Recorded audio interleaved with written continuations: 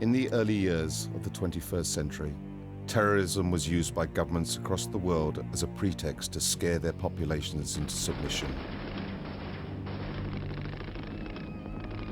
Life became a surveillance grid nightmare, with every individual's actions ruthlessly catalogued and recorded by the state. Secret arrests, checkpoints, and warrantless searches spread. The final incremental march of the police state, culminating in open martial law. This is the story of how the elite sold their people into slavery and scared the once proud and brave people of the West into submitting to being cannon fodder in wars for world domination.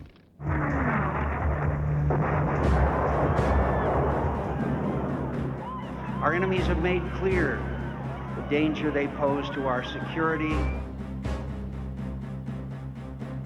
We're just right outside the security perimeter at this national security event in New York City, just a few hundred yards away from Madison Square Garden, where at least 10,000 police are stationed, supposedly providing security for the Republican National Convention and all the delegates and media that are going to be here. Sadly, we live in a world where for the foreseeable future, you're going to have to provide security all the time. Who do you work for? Well, you need to tell us. I mean, this is a free country. Officer, can you tell me this guy's badge number? Secret police just covers his badge up. Secret police in America. This is what's called ambush journalism, and I disrespect you for that as well. So thank you and goodbye. In the ritual? It's none of your damn business.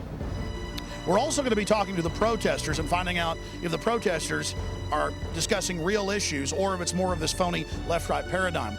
On Monday, that Zogby poll was released that showed 50% of New York City residents believe the government had foreknowledge and made a conscious decision not to intervene. 50% of the people who live in New York believe that. Both candidates are cousins. They're skull and bones. They're bringing in big government and tyranny. The evidence is clear. The military-industrial complex was intimately involved in 9/11. Many of the nearly 2,000 protesters arrested over the past few days have been taken to an old bus depot on Manhattan's West Side. We should call this facility what it is, and it's a concentration camp. It's the Pier 57 concentration camp. Oh yeah, folks. We're in the middle of it now. Stop exploiting the 9/11 tragedy! Ladies and gentlemen, here is your Fuji-sponsored surveillance blimp. Rollback of our civil liberties, just like them telling us we can't stand on the sidewalk here. Yeah, we can. We went to court and we can.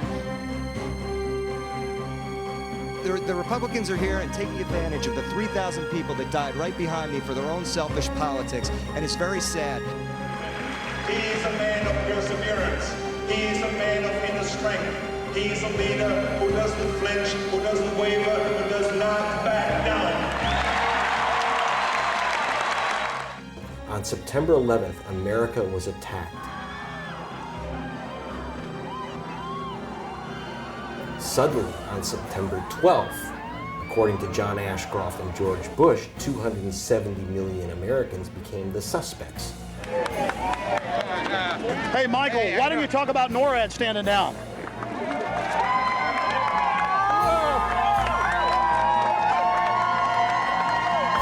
Why don't you talk about NORAD standing down, Michael?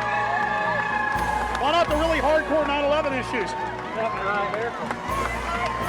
My friends, this is totally surreal. I'm in the middle of police, machine guns, high-tech sound weapons that are being used in Iraq. And the would-be dictator is on the radio. I'm in the middle of New York City. It's a hellhole of surveillance and police state. And the Bill of Rights being torched, being destroyed. If you're here at 11:35, they will arrest you.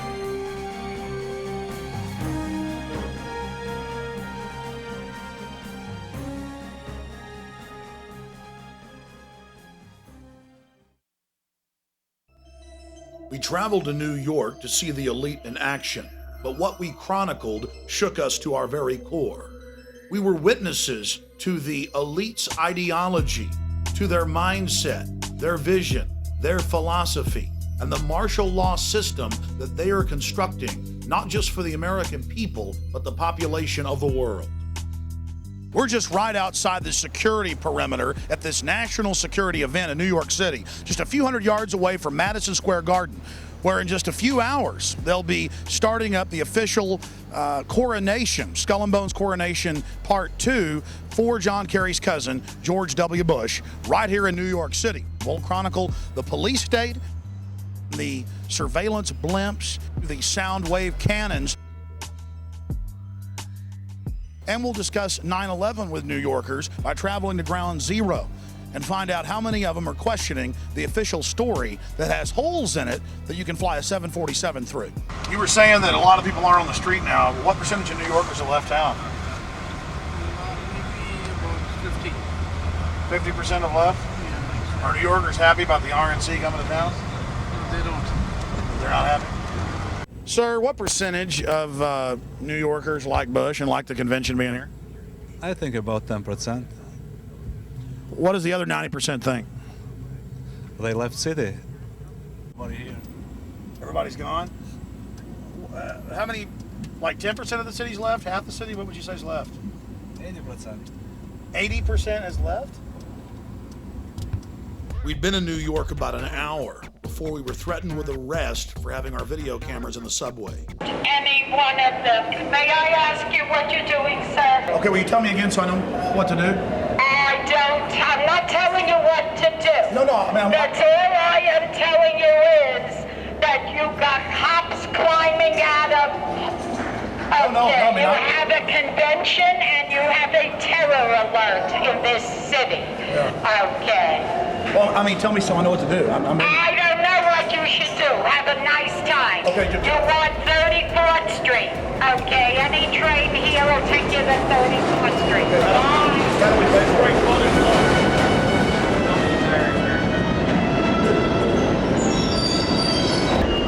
We were then threatened a second time with arrest for filming on the New York subway. And a woman who was separate from our group had her film camera taken, smashed, and the film destroyed. The footage you're about to see was shot clandestinely as the police took action against us. I got to talk to her because she took a picture. I can't get arrested. I can't. Let's not shed a tear over this now. Why are we playing games? John, you're a witness to what just happened. What did we do? We took a picture of a homeless person, felt sorry for her, and gave her some money. And then we were promptly almost arrested by Port Authority police in a subway. The police had been arresting reporters across the city, and a judge had ordered them to stop, but that just seemed to encourage them. You know what? You see a credential. Take him out. How about we go to whoever gave those to you and get them revoked? I just asked you to do me a favor and not tape over here. It's my fault, sir. I'm his boss. No. Listen, first of all, I'm talking. I don't need you to interrupt me while I'm talking. Yes, all right? Okay. And I just got finished telling him that I don't want him taping over here. Nicely to go over to the island. Were you here when I said that? No, I was. So why are you interrupting me now? I said it's my fault. How is it your fault if you're not here? All right? How about we just leave? That would be a great idea. Okay. Why don't you leave? Okay. Did you get that? Oh, yeah. I've almost been arrested 3 times every day, anywhere in the city videotaping anything. It is an absolute nightmare. Hey, guys, get your cameras on. Okay, well, number one. Hey, we're allowed to be here. Folks, this is martial law. Sir, how many police were in New York? 40,000. That's a huge army. It is. I think we need more police. There's not enough police. Maybe we need 100 million police. How about 50 cops for every New Yorker? How's that sound? No, it's a little bit too outrageous.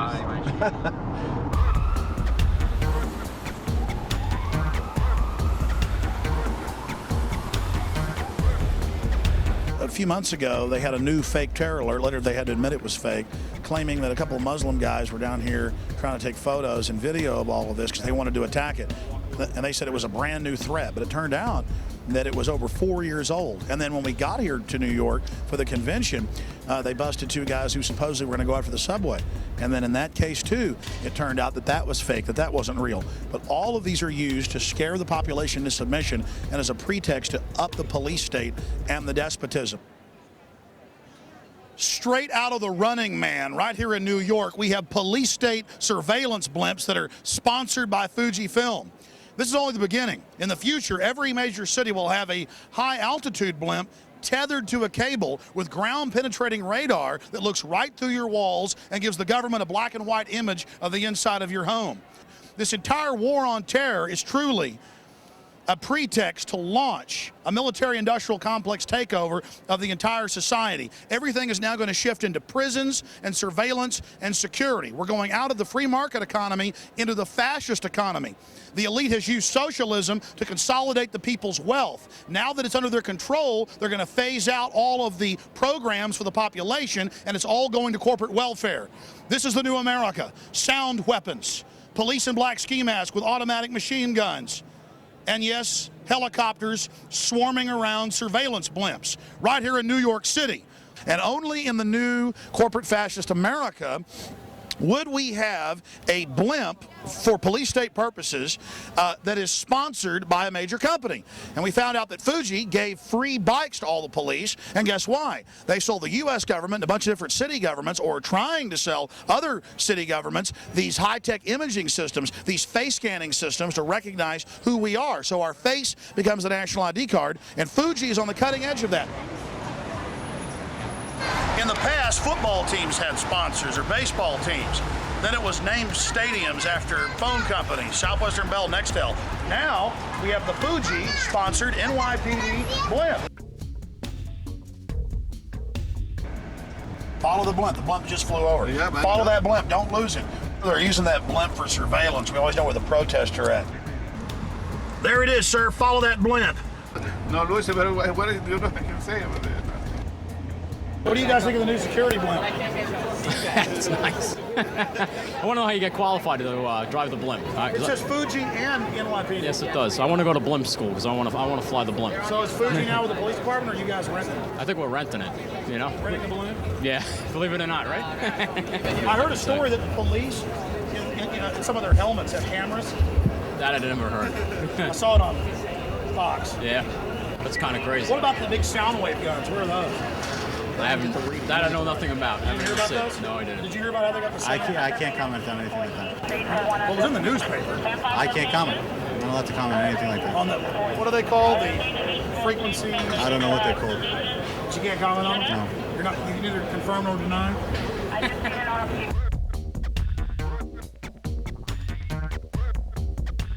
So it's going to be between 14th and 23rd Street, between 5th and 8th Avenue. It's going to be on 3 streets. We're trying to find out how many of these protesters actually know what they're talking about and know what real issues are. So we're going to now go down the road and get in front of the demonstration that's massing right now. Then it's going to march down towards Madison Square Garden. We'll be there covering it when they come marching in.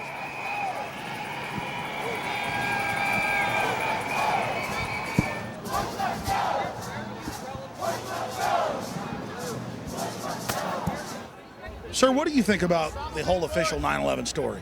Our government appears to be to have had a lot of cooperation with the forces that caused it to happen.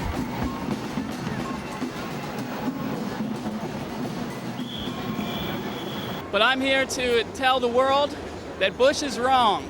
He's a liar, he's evil, he's consolidated power in a way that is, it's bad.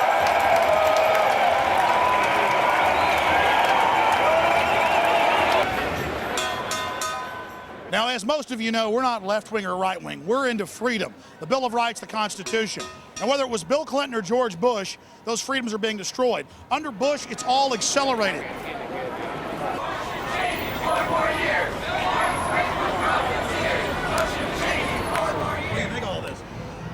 I think if they were going to have a convention, they could have picked somewhere better than New York.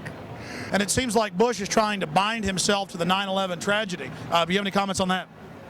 I was there, and anybody that's going to try and put themselves above the people that actually help pull those people out is not worth my comment, man. I was there.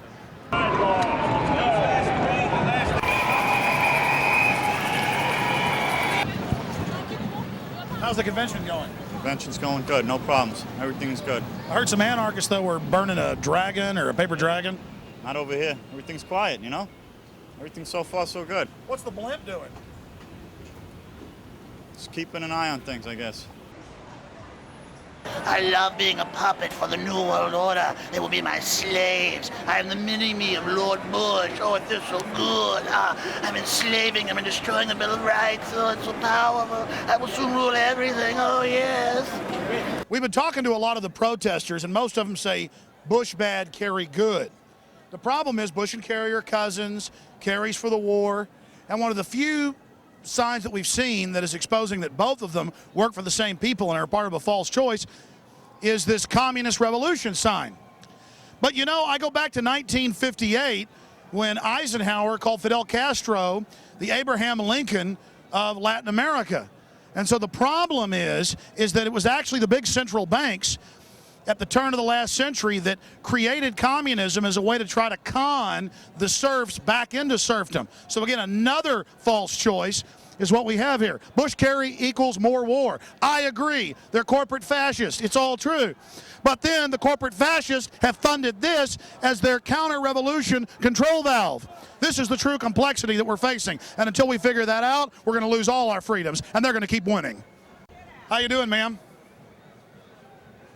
Hey, I like the top part of your sign. I agree they're all controlled. Are you a communist?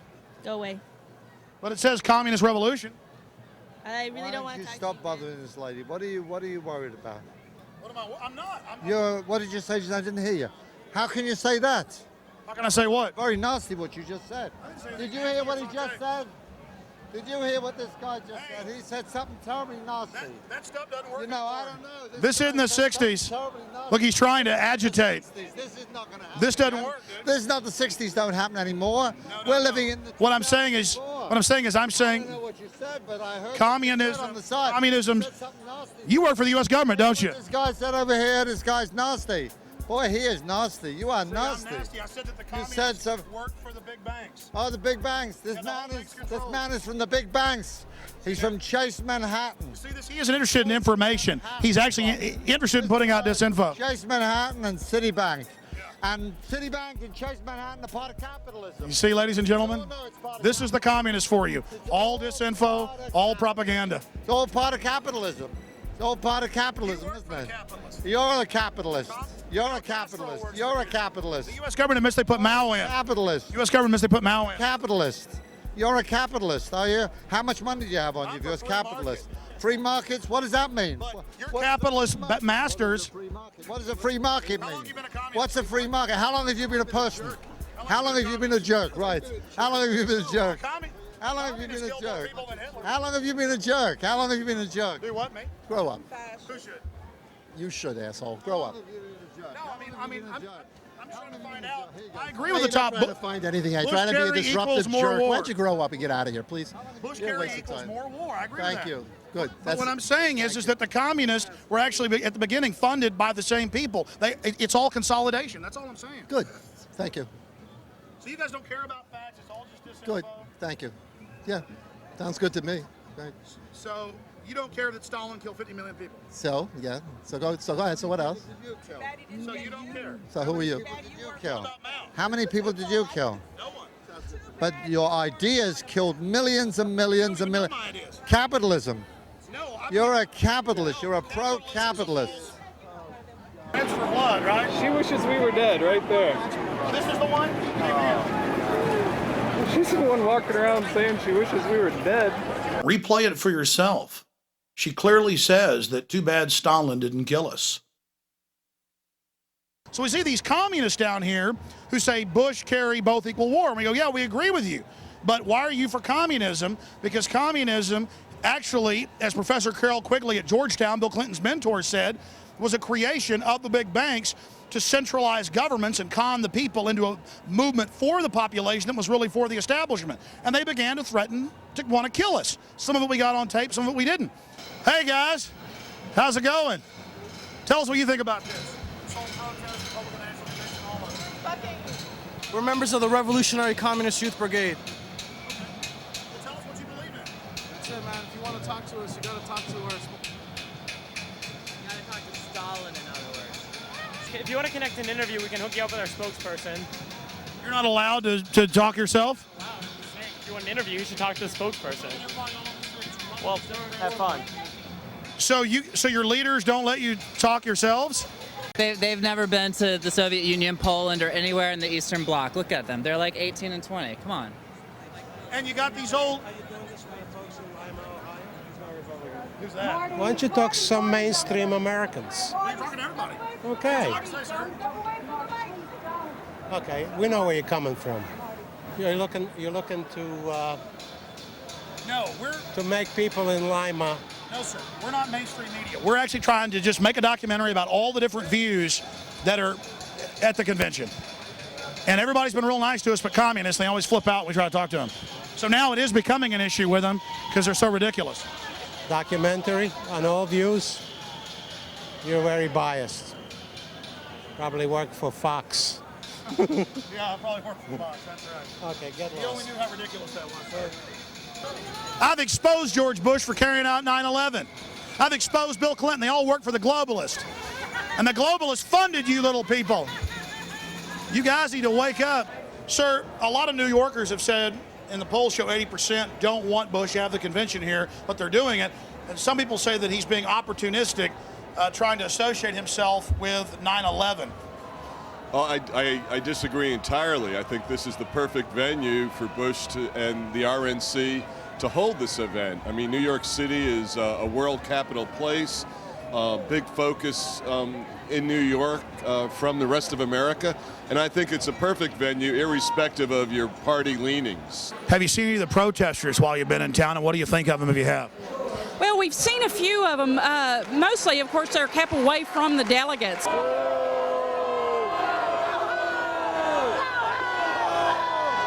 But to me, they're not New Yorkers. There's people that have come in and are trying to make New Yorkers look bad. They're a bunch of young kids. I'm wondering how many of those that are out there protesting, one, know what they're voting about, what they're protesting about, and two, are they going to even vote when it comes to the line? A lot of them are good people and have some legitimate issues, and I've seen people who aren't doing anything, whole streets just scooped up and arrested, and then they brought them out to the dock out there in an old condemned building with asbestos, it's admitted, and have 2,000 of them in there, no air conditioning, and cages inside a kind of a Guantanamo camp. Well, you know, I don't know of any of those issues and facts. If you're going to protest and you know there's a lot of security, this is just not the way to do it. Protest in another venue other than this. You know, I firmly believe in the right to protest, but this is just not a good place to do it. We've had too much problems in this city to bring more problems to this city. September 11th for a reason as a selling point. This nation was scared to death when those towers went down. The term for it is called waving the bloody shirt. I thought it was manipulative. Get people, appealing to people's emotions rather than their reason. I think they took advantage of a bad situation. So why are you out here? I'm from California and helping your documentary. We're here to protest the protesters. We're here to tell them they're just a bunch of leftist ingrates who are taking advantage of living in America. America is free because people have bled for this country. And we want a strong America, much like we want a strong police department, or we're going to have thugs ruling the streets. We want a strong police, which keeps it safe. We want a strong military, which keeps a good country. Yeah, the same Bible that the president is going to put his hand on that says no same-sex marriage. What are you doing hanging around a bunch of right-wing Christians? What are you guys doing hanging around us? This isn't Berkeley, pal. This isn't Berkeley, buddy. You can't spell Berkeley. How can they leave the borders wide open but then take our liberties? I'm all for closing the borders. Are you kidding? I'm from California. Our hospitals are costing us $80 for an aspirin because illegal aliens are going into our hospitals. I don't understand what the word is. Well, why hasn't Bush done something? Well, I would like to see him do a lot more with stopping those people from coming over our borders. I don't know what the word illegal and illegal alien means if we don't stop them. America is a great country. We annihilate our enemies. Would you please get that dog out of here? There are homosexuals here in New York. You're liable to think that's a gerbil on steroids. Let's be more sensitive. Where's PETA when you really need him? If those people are going to be in heaven back there, if those people are the ones who have armaments on their poster and everything, if they're going to be in heaven, I'm ready to go to hell.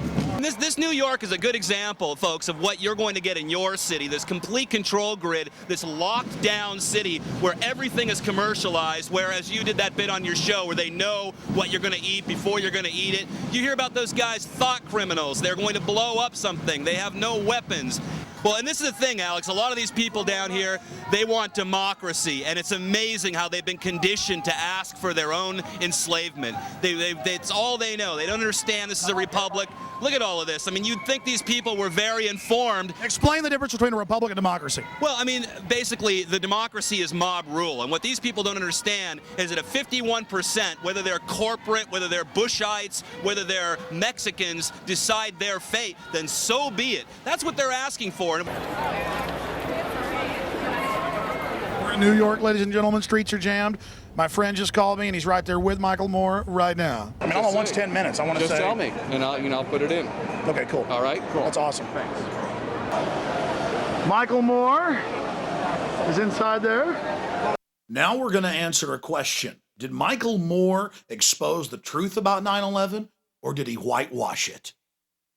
You know, George Bush has said that anybody that has any connections to Al-Qaeda, should be arrested. Well, no one has greater connections to the Saudis and the House of bin Laden than the Bushes. They've been in business together for decades. George Bush actually started his first oil company way back in 1976 with a member of the bin Laden family and with their funds. The Bushes used them to go after the Soviets back in the 1980s. And bin Laden, according to a Senate report, was actually used to attack the Serbs back in the late 1990s. So when the Serbs fought back, they could say, oh, look, see, they're a bunch of terrorists. We've got to go in and take out the Serbs. My friends, the government had complete and total prior knowledge of the horrible events that happened here. And at the bare minimum, they allowed this tragedy to take place as a pretext to scare the population into total abject fear and then submission. In his film Fahrenheit 9/11, Michael Moore doesn't even talk about things that MSNBC and the Associated Press have reported on. That Osama bin Laden's code name in the CIA was Tim Osman. That he was a CIA asset trained in the 1970s and used against the Russians in the 1980s in Afghanistan. Then, of course, he helped against the Serbs in the late 1990s. Over and over again, Osama bin Laden has been used as a tool of the U.S. government and its interest. Anytime they need to create a crisis anywhere on the planet, bin Laden comes to their rescue as the fire starter they need to create the crisis so they can offer their solution. Or why didn't he talk about the huge 9/11 truth movement that sprung up right after 9/11, made up of hundreds of the victims' families of September 11th, alleging government involvement in the attacks? Why didn't the film talk about the official U.S. government plan to carry out terror attacks in America and blame it on foreign enemies? Operation Northwoods.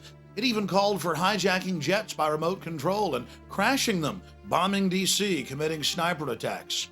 No, Michael Moore didn't discuss this. Something ABC News and the Baltimore Sun were willing to do, Michael Moore wouldn't get near. Or did you know that it's admitted fact that public officials, federal, state, and local across the land were called by the White House in the days before 9/11 and told not to fly to New York on the day of September 11th? Mayor Willie Brown of San Francisco was called by the White House and told, don't fly to New York on the morning of September 11th. He was called September 10th. Why didn't Moore talk about this?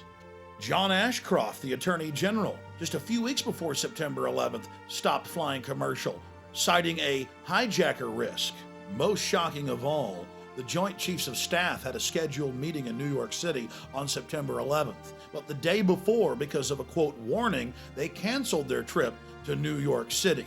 They even told MSNBC this, but it's still somewhat of a public secret, and Michael Moore isn't talking about it.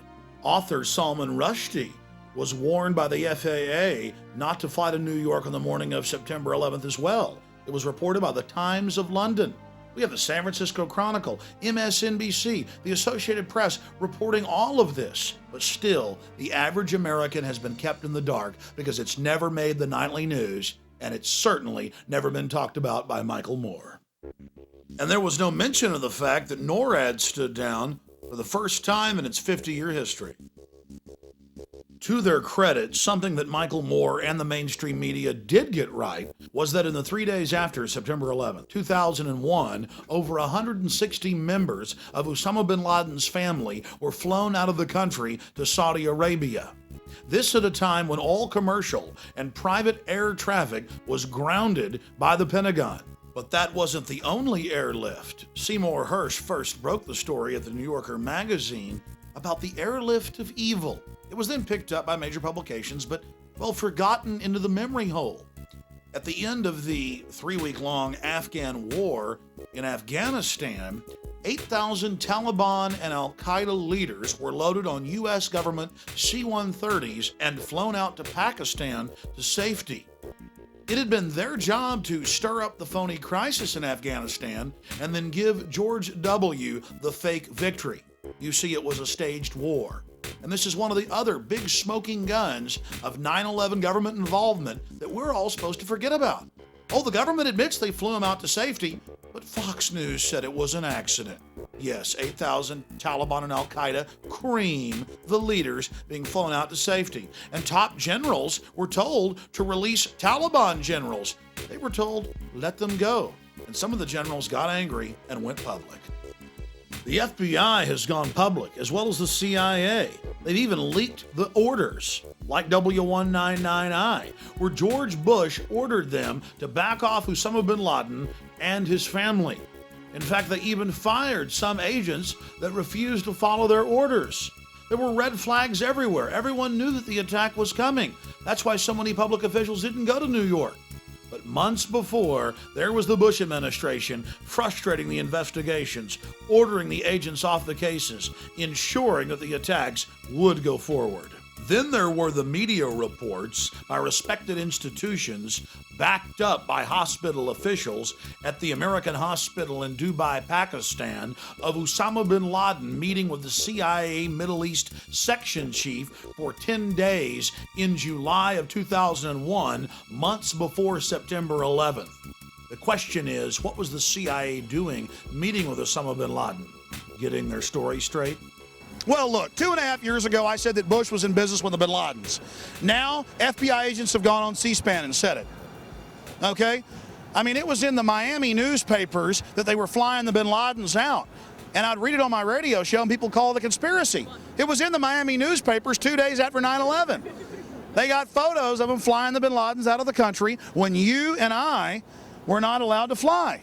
Bush and his family got their first money for Bush's Arbusto oil down in Texas from the bin Laden family. FBI agent Robert Wright at the National Press Club went up there and said, I've been threatened with arrest. If I tell you what I know, here's a letter from the Justice Department. All I can tell you is the Bushes vacation with the bin Ladens. How many of you know that the supposed hijackers, it turned out 7 of them are still alive? That's the BBC. So there we were in New York just wanting to talk to Michael Moore and ask him, why didn't you talk about these really important issues, these central issues? And in between his bodyguards coming over and shoving on us and telling us not to videotape him through the window, we began to realize that Michael Moore really does George Bush a favor. In his film, he acts like Bush is just some idiot who accidentally allowed 9/11 to happen because he was on too many vacations, out fishing too much.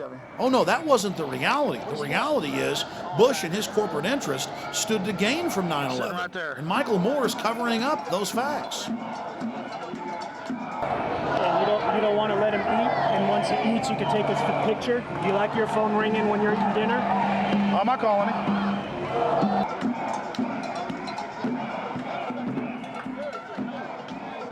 In reality, Mr. Moore had just completed his photo op for just a few minutes, marching at the head of the parade with other genuine establishment libs like Jesse Jackson.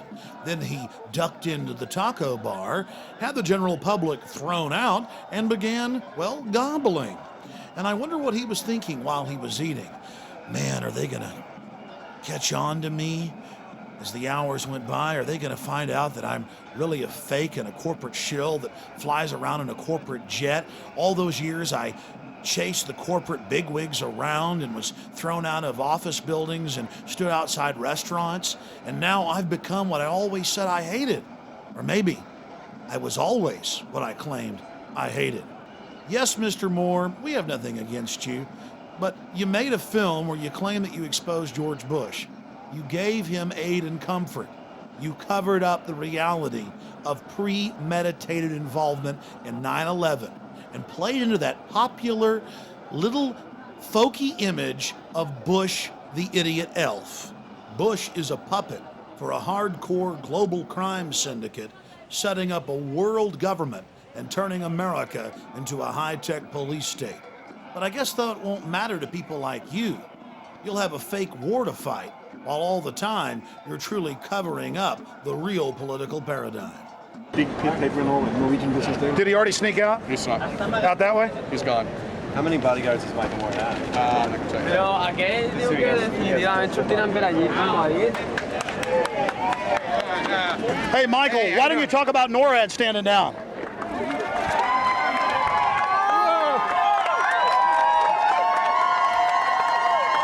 Why don't you talk about NORAD standing down, Michael? Why not the really hardcore 9/11 issues? Michael Moore and the controlled opposition like him may be afraid to even scratch the surface of 9/11, but we're not. We're going to go to the rock bottom of this horrible event and expose who truly perpetrated it, because the future of America and free humanity hangs in the balance.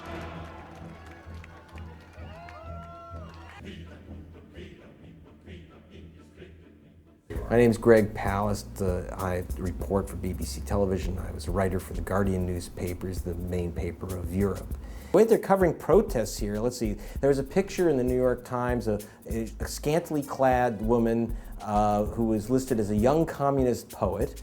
Let's see, there was a AIDS protester, who looks scary and spooky and is about to infect the rest of America shown. But you don't have what we're literally hundreds of thousands of average people just saying, we're fed up and we dissent and we don't like what's going on. Why don't you listen to us? That's what people are saying. Listen to us. We have a very interesting summer camp here in New York, 2,000 people locked up in a condemned building out on the pier. While the police say they've arrested 300, there are 2,000 being detained. What we see in Baghdad becomes in New York this week, Baghdad Light. So instead of heavy tortured shackles, you have plastic handcuffs, but it still has the same purpose: keep the population in line. This is not the United States of America that we pledged allegiance to as little kids. We were very proud of the First Amendment, and you could dissent in the USA, and now suddenly dissent is becoming, they're labeling dissent as unpatriotic. We're in New York City, right here on the Hudson River. And this condemned former bus station where they stored the buses is being used to hold over 2,000 protesters. And they admit that they randomly set up fences and scoop up whole crowds of people and then take them here. And for over 3 days, they've not let people talk to lawyers, call out, talk to their families. Some have been released. Some have gone to the hospital with rashes over their entire bodies. This building is condemned. The city admits it. The bus union wouldn't allow them to use it years ago, so they turned it into an emergency police facility. It's full of asbestos, chemicals, oils from decades and decades and decades in this 70-year-old building, and the average stay for someone scooped up in there is over 24 hours. The city even admits that. Many of the nearly 2,000 protesters arrested over the past few days have been taken to an old bus depot on Manhattan's West Side. But now the use of Pier 57 as a temporary holding facility is stirring up some controversy of its own. Protests are being held there to spotlight conditions. Some of those being detained say they're getting sick. There are reports of cramped conditions, rashes, chemical burns, and difficulty breathing. We should call this facility what it is, and it's a concentration camp. It's the Pier 57 concentration camp. The mayor has the nerve, and the police commissioner has the nerve to allow this to happen, to actually stick people in an oil-filled garage with asbestos. The orange nets are about 4 feet high. They're used in construction to wrap construction sites so people can't get in or out. And the police just ring them around you and you can't escape. I've been promoting that idea that we're heading for a fascist dictatorship here. And obviously people are beginning to go, I'm beginning to think you were right. And I think tomorrow we got to get everybody out there at Ground Zero between 1 and 6 p.m. to try to get the truth brought out, to urge Eliot Spitzer to reopen this case. Now you're going to learn the truth about 9/11 that others dare not tell you. We're here at Ground Zero, and a big protest is gathering and preparing to march across town. And behind us, you can see the militarized police are massing for a response if there's any type of problems that develop. This is a hallmark of a society in decline, where you have peaceful protesters showing up at Ground Zero, calling for peace, and you have police officers not with just non-lethal weapons, but with fully automatic rifles. You see the founding fathers, they stood up, they were 4% at the beginning, and they said no to the redcoats and no to the establishment. And Mark Twain said, in the beginning, a patriot is a scarce man. He's hated and feared. But in time, when his cause succeeds, the timid join him, because then it costs nothing to be a patriot. And we're looking for patriots that know what the Bill of Rights and Constitution says, and that can see all of this and know that it's a fraud. Get that guy. He's trying to take pictures of me. He's got you already rolling. Hey, get him. Gonna make you a star. Better hold it up there all day. You with, buddy? Have a nice day. Huh? Have a nice day. No, seriously. I have a job to do. You're going to interfere with my job, then we're going to be in problems. Hey, okay? really, sir, you shouldn't touch me. You need to identify yourself. You know in the state of New York that's assault, what you just did. And I'm asking you a question, sir. Why are you harassed? Who do you work for? You work for the city of New York just to document people? Huh? Excuse me. Well, you need to tell us. I mean, this is a free country. Excuse me. Excuse me. I mean, this is disgusting. Get some more of this guy. Well, there's your badge. Can we have your badge number, please? Nope. See my boss over there. Who's your boss? Any one of those people. Boss on. Do you think God is a conscious being? Sir, can you tell me this guy's badge number? Secret police just covers his badge up. Secret police in America. Out photographing people.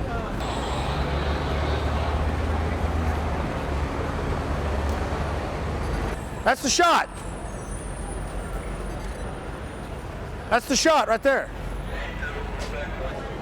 Get it. There he is. Get it. Infowars.com. See yourselves. You're going to look good.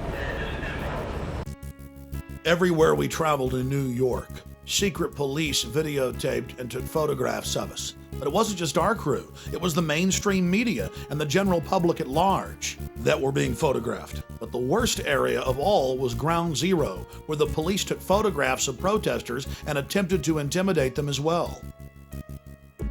The police photographing the citizens is bad enough, but across the country we've caught the military photographing the public, as well as working with the police at football and baseball games, searching people's goods. Why in Alabama, the Alabama Defense Force comes out, forms cordons around whole cities during different festivals, and searches every man, woman, and child, training them how to live in a high-tech police state.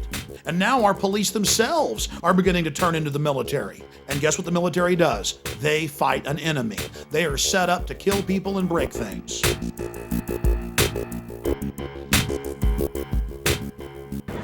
Susan back here. Sir, I just wanted to say that. Well, we're going to leave it at that. Thanks very much. We'll be back outside Madison Square Garden in a few minutes. And Susan, of course, the floor is empty, but they're here, and lest we be accused of not hearing all voices, we cut you off a moment ago. This is Alex Jones from Austin, Texas, a radio talk show host. Yes, sir, with Infowars.com. Both candidates are cousins. They're skull and bones. They're bringing in big government and tyranny. The evidence is clear. The military-industrial complex was intimately involved in 9/11. The commission is a complete fraud. We're losing our freedoms. Both parties are controlled. And if we don't wake up and stand up and speak out, this country's going to be destroyed. Giving up liberty only gives us tyranny. It does not give us security, and I hope that everybody out there wakes up to this and realizes that America is America because we have the Bill of Rights and Constitution. Everybody should investigate 9/11 and find out who's really behind it. It's Bush's and the New World Order's Reichstag, and his cousin Kerry isn't going to save you either. Thank you, PrisonPlanet.com. Alex Jones. There's been an almost total media blackout on the fact that most of the 9/11 victims' families are angry at the government and believe that they had prior knowledge or were involved. But they couldn't cover it up when families came to New York from the 9/11 Commission and got in Giuliani's face. Let's ask some real questions. Is that unfair? And what about the bunker? You didn't ask him about the bunker, the Office of Emergency Management bunker on fire? We are getting ready for the next panel. Remember this. Your government funded and trained Al-Qaeda. Repeat it again. Your government funded and trained Al-Qaeda. 3,000 people murdered does not we leadership. thank you It's a vacuum very of much leadership. for your Let help, us your ask leadership, real questions. and your cooperation. Here's another thing the media continually buries. Giuliani got rid of all the evidence, all the steel from the Twin Towers. He immediately shipped it off. Giuliani's a former U.S. prosecutor. He knows a thing about keeping the evidence in a crime scene. And Giuliani suddenly got rid of every piece of evidence. He melted down all the steel, and the media didn't report it. That's not interesting. The families had to go testify to Congress to say, FEMA, you got to stop Giuliani from doing this. They tried to get Congress to stop Giuliani, and Giuliani said, I didn't know anybody wanted me to keep any of the evidence. Well, my simple message is this. Again, Americans, wake up. You know your media lies to you every day. Your government has on record for hundreds of years lying to you every day. That's all I ask. Wake up, pay a little more attention, and don't believe anything you read in the papers. How many times have we caught them lying to us? Yeah, how many? Well, they just closed the Office of Disinformation, didn't they? Why isn't that Zogby poll headline news today? Yeah, why isn't that Zogby poll headline news? It should be. Because every media in the country got it. Zogby sent it out to everyone. What are you going to do when 92% think like us? Well, why isn't the media talking about that? That's a big deal that a majority of New Yorkers believe what we believe in the new major Zogby poll. Why isn't that a major issue? And what is the establishment going to do when everybody thinks like we do? And on Monday, that Zogby poll was released that showed 50% of New York City residents believe the government had foreknowledge and made a conscious decision not to intervene. 50% of the people who live in New York believe that. Well, it's time for a serious investigation. Then CNN conducted its own poll on Anderson Cooper's program 360. After an hour-long show where he and others demonized members of the 9/11 skeptics movement, they conducted their own poll, and an amazing 90% of respondents out of over 7,000 believe that there was a U.S. government cover-up. All of the people involved in the cover-up of September 11th have gotten wealthy off of it or gotten even richer. And then now, September 11th is being used to kill our freedoms, to destroy what America is built on, what America is supposed to really be about. Most of my friends have questions about what happened on 9/11, and we'd like to know answers, and we're very disappointed in President Bush's reaction to 9/11. My name is Les, live here in New York City, and I'm part of a contingent that has vigils here at Ground Zero every Saturday. We've been doing it since January, actually. And I've seen a lot of interesting things, heard a lot of interesting things from people. A few just happened today.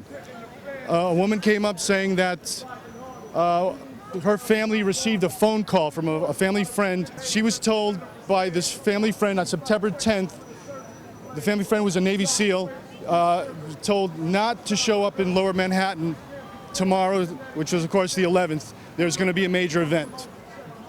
MSNBC investigated the hundreds of reports of individuals in the towers being told not to go to work that day or being told to get out early that morning. And they found out that, yes, it was not an urban legend. It was true. They found hundreds and hundreds and hundreds of witnesses. And then the Israeli instant messaging company, Odago, admitted publicly, told Haaretz, one of the biggest papers in Israel, that yes, they got a warning and instant messaged hundreds of their employees in the towers and told them to leave the building 4 hours before the planes slammed into it. This is on the record and cannot be ignored. Students pointed up at the towers and told their school teachers in the weeks before 9/11 that those buildings are about to come down. They're about to be destroyed. And then on top of this, we have the public officials being warned. Total evidence of prior knowledge. And while we were in New York, we talked to dozens of eyewitnesses who had been personally warned themselves, but were afraid to come public. Some have been told to keep their mouths shut.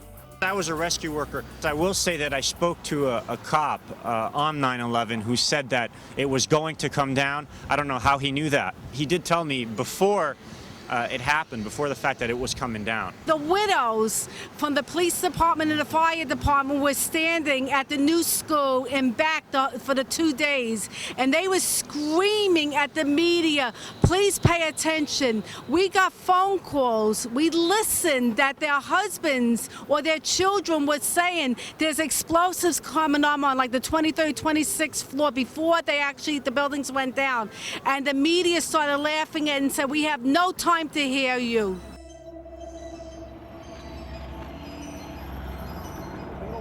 Larry Silverstein originally owned Building 7, and a few months before 9/11, he bought the entire complex, all 7 of the buildings, and then he took out a record insurance policy on them. Building 7 and what happened to it is so important because the official story is 2 jets flew into the buildings, we all agree on that, and that their jet fuel caused the steel to melt and caused them to collapse. But then we look at Building 7, which was the furthest away of any of these buildings from Tower 1 and 2, and it wasn't even damaged, but later that afternoon caught on fire. Now they've rebuilt Building 7.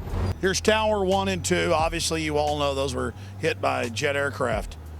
And then we have Building 7, the furthest away from all the other buildings. Building 7 was 47 stories tall. Building 7 was not hit by an aircraft. Building 7 did not catch fire from these buildings. But later in the afternoon, mysteriously, it caught on fire. And then after 4:30 p.m., the firefighters told everybody to get back. They were, quote, going to pull the building, the demolition term for demolishing one. They told Associated Press reporters, get back, we're going to pull it. And this building that wasn't hit by a plane, that had no damage to it, collapsed symmetrically. Building 7 was a block away where my hand is. But the red flashing square is where Bankers Trust still stands today. It had Tower 1 fall onto it, but just had light damage. The owner, Larry Silverstein, of the entire complex, got on TV and said that they had blown up Building 7. He said they pulled it, demolition. Well, Silverstein owned them all. Oh, Silverstein owned all the buildings. Yeah. How many buildings are gone? All of them. How many is that? That's right. That plane wasn't, that building wasn't hit by a plane. 9 buildings are gone. Yeah. Thousands of people lost their lives. That building. Hundreds more. And there's an official U.S. government plan to carry out the attacks. He imploded that building on himself. He admitted it. He said it on television. He brought that building out. Yes. Larry Silverstein. So you understand? Larry Silverstein on America Rebuilding on PBS said that they blew up Building 7. They blew up 7. Even though. He saw it. Did you see it on PBS? Yeah, he pulled it. He said on PBS, he said, we pulled the building. PBS. Oh, yeah, he pulled the building.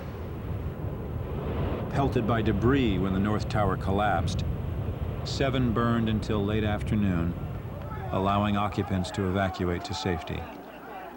I remember getting a call from the fire department commander telling me that they were not sure they were going to be able to contain the fire. And I said, you know, we've had such terrible loss of life. Maybe the smartest thing to do is pull it. And they made that decision to pull, and then we watched the building collapse.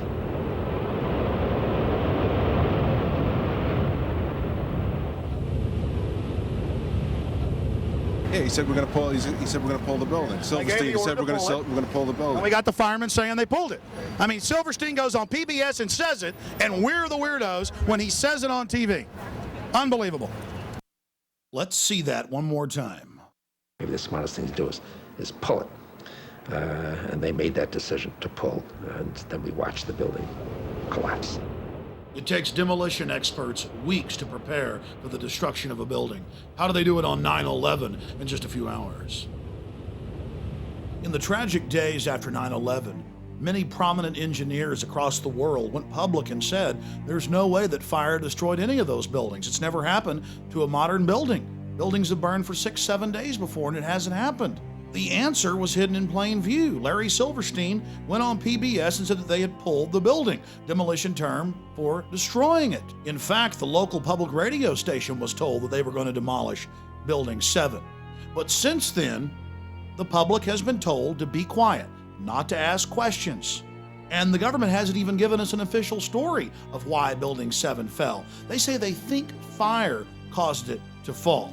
And in case you're wondering what pull it means, here's another example, where they again use the term pull it to mean controlled demolition of buildings. Months after 9/11, the remains of 4, 5, and 6 were destroyed. Here's a clip from the same PBS documentary, where the head of engineering for the city of New York describes pull it as a controlled demolition. By mid-December, the Department of Design and Construction had leveled World Trade Center buildings 4 and 5. Hello? Oh, we're getting ready to pull Building 6. We have to be very careful how we demolish Building 6. We were worried about the Building 6 coming down and then damaging the slurry wall, so we wanted that particular building to fall within a certain area. There's a certain excitement in the air of bringing the last structure down at the World Trade Center.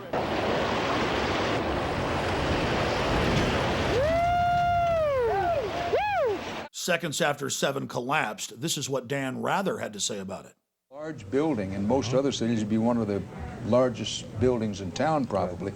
Trade Center Building 7 has collapsed. Now, here we're going to show you a videotape of the collapse itself. Describe that. Now we go to videotape, the collapse of this building.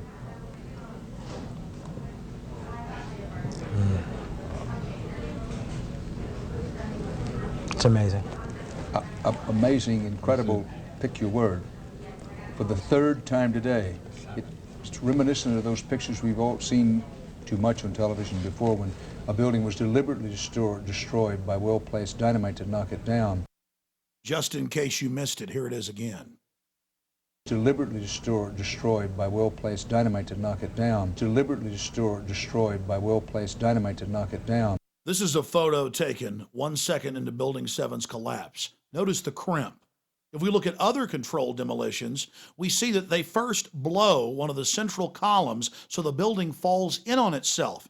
If you don't do this, the building falls outward and has a wider collapse radius and can damage surrounding structures. This was not the case with Building 7. Building 7 had a classic crimp or wedge. Its central column was blown out first, so it didn't structurally damage buildings just a few feet away from it. Building 7, while I was listening to live feed from our local public radio station later in the afternoon, they talked about Building 7. Building 7 was fine. There was no airplane that hit it. And then they even began to ruminate on the air about demolishing the building. I said, well, I don't know. I mean, you can put out fires. You know, why would you talk about demolishing a building that, you know, it wasn't hit by anything? You know, the fires weren't bad or anything like that. What was in Building 7? Well, the Department of Defense, the Central Intelligence Agency, FEMA, U.S. Secret Service, Securities and Exchange Commission, and the city's main command bunker, overseeing the entire operation. That's what was in Building 7, a structure that was over-engineered, that could stand thousands and thousands and thousands of degrees of temperature for days if need be. But it collapsed in just a few seconds. Here we are, smack dab, right in the middle of Silverstein Properties. In the next few minutes, we're going to talk about Mr. Silverstein and go over the history of the World Trade Center complex and some very serious questions that need to be answered. You know, it's interesting to note that Larry Silverstein bought this building many, many years ago. This was the only building he bought in the complex, but 2 months before 9/11, he bought the entire complex, all 7 buildings, and took out a record insurance policy on them for over $3 billion, which he's now been paid. In fact, he tried to get even more. He wanted $7 billion on an original $200 million investment that they made on the entire complex when he leased the whole structure. Mr. Silverstein did quite nicely in his investment. Also, Mr. Silverstein, quote, with a shadowy group of investors, according to the Chicago Tribune, just bought the Sears Tower, one of the next big targets the government's been saying. We hope and pray that nothing ever bad happens, and that's why we're here exposing who may have motives in not stopping further events. The command center for Rudolph Giuliani was in this building. Rudolph Giuliani had his command bunker in this structure, and so did the CIA. It wasn't just the city of New York. The CIA, the FBI were all based in this building. And Rudolph Giuliani told ABC News that he got a call that morning about 8 hours before this collapse, before a fire even started, and was told, get out of Building 7. And he left to a FEMA command base that had already been set up the night before, which he's now admitted in congressional testimony, right down the street by the harbor. A lot of interesting timing. And since 9/11, Giuliani's gone into the terror fighting business, and he's made hundreds of millions of dollars with Giuliani and Associates. Interesting. And then, of course, we have George Bush's youngest brother, Marvin Bush, running security on the complex. And, of course, his contract, by the way, ended on the morning of 9/11. So that's another interesting facet to all of this. None of it adds up. But guess who ran security on these buildings? Marvin Bush, brother of the president, son of the former president, or the former CIA director. Marvin Bush ran security for this whole complex. And guess when his 2-year contract ended? This is the Associated Press on September 11th. And where did the media pick up on this story? From Barbara Bush's own memoir, Reflections. She wrote about it in the book. Then you have the firefighters telling Associated Press reporters to get back, to get away from the building, that Building 7 was about to come down. And then it magically did come down. And then the University of New York and the U.S. Geological Survey, federal and state, both seismographs picked up explosions going off, the classical pattern of a controlled demolition. He said that they made the decision on the afternoon of 9/11 to go ahead and pull or demolish Building 7, and that they gave the order and watched the building go down. Building 7 is further away from the towers and was not hit by planes. It's further away from the towers than buildings right across the street like the Millennium Hilton and others. So if your building's owned by Larry Silverstein, it collapses because he's got a big fat insurance policy. But if your building's closer and owned by somebody else, it doesn't get damaged at all. Why is the story of Building 7 so important? Why have we spent so much time on it? Because the official story is that the 2 planes that hit Tower 1 and 2, the big 110-story buildings, caused them to collapse, even though a modern steel building had never collapsed from fire. But then we have Building 7 that was further away than any of the buildings in the complex, that later in the afternoon got a few small fires in it and collapsed. Now they have almost rebuilt Building 7 on the exact same spot. And look, buildings right next to it, even though it collapsed on fire, didn't even get that much damage. And then we have this huge building that was right beside Tower 1 and 2 that was hit by giant chunks of the building that did catch on fire, but nothing collapsed. The difference between that building and the new Building 7 is that Larry Silverstein doesn't own that building. Larry Silverstein doesn't own the Millennium Hilton that was closer than Building 7. But every building he owned either caught on fire or mysteriously collapsed. There has been over 100 uncontrolled fires in skyscrapers in the last 50 years, and never has one collapsed or come close to collapsing from fire. Only earthquakes and demolitions have brought these modern structures down. Then we look at the fires in Building 7, and they would be called moderate by any firefighting manual, but still the building collapsed. Building 7 had sporadic fires in it for 6 hours. Other skyscrapers, as we mentioned, have burned for days or even weeks. Why don't they collapse? Because steel doesn't begin to weaken until after 2,000 degrees of temperature. Around 2,500 it becomes red hot, and at around 3,000 degrees starts to melt. Another example of this was the Windsor building in Madrid, Spain in mid-February of 2005. It burned for 2 days at temperatures much higher, with white-hot flames shooting out of it for hundreds of feet. As we watched the Windsor building burn, I was amazed to watch the media of the world say, well, the World Trade Center towers and Building 7 fell from fire, so it's going to fall. We're just waiting for the collapse. but the collapse never came. All the major support pillars held fast. Steel doesn't melt at that temperature. According to official reports, Building 7 wasn't even in the debris field of Tower 1 and 2. And that's why it's important to look at buildings like Bankers Trust. We already talked about it earlier, but let's focus in on it with some detail. It was right up against the South Tower, only about 45 feet away, and large chunks of the South Tower fell directly into Bankers Trust. But Bankers Trust is like all other modern steel buildings. It's like the big building in Madrid, Spain.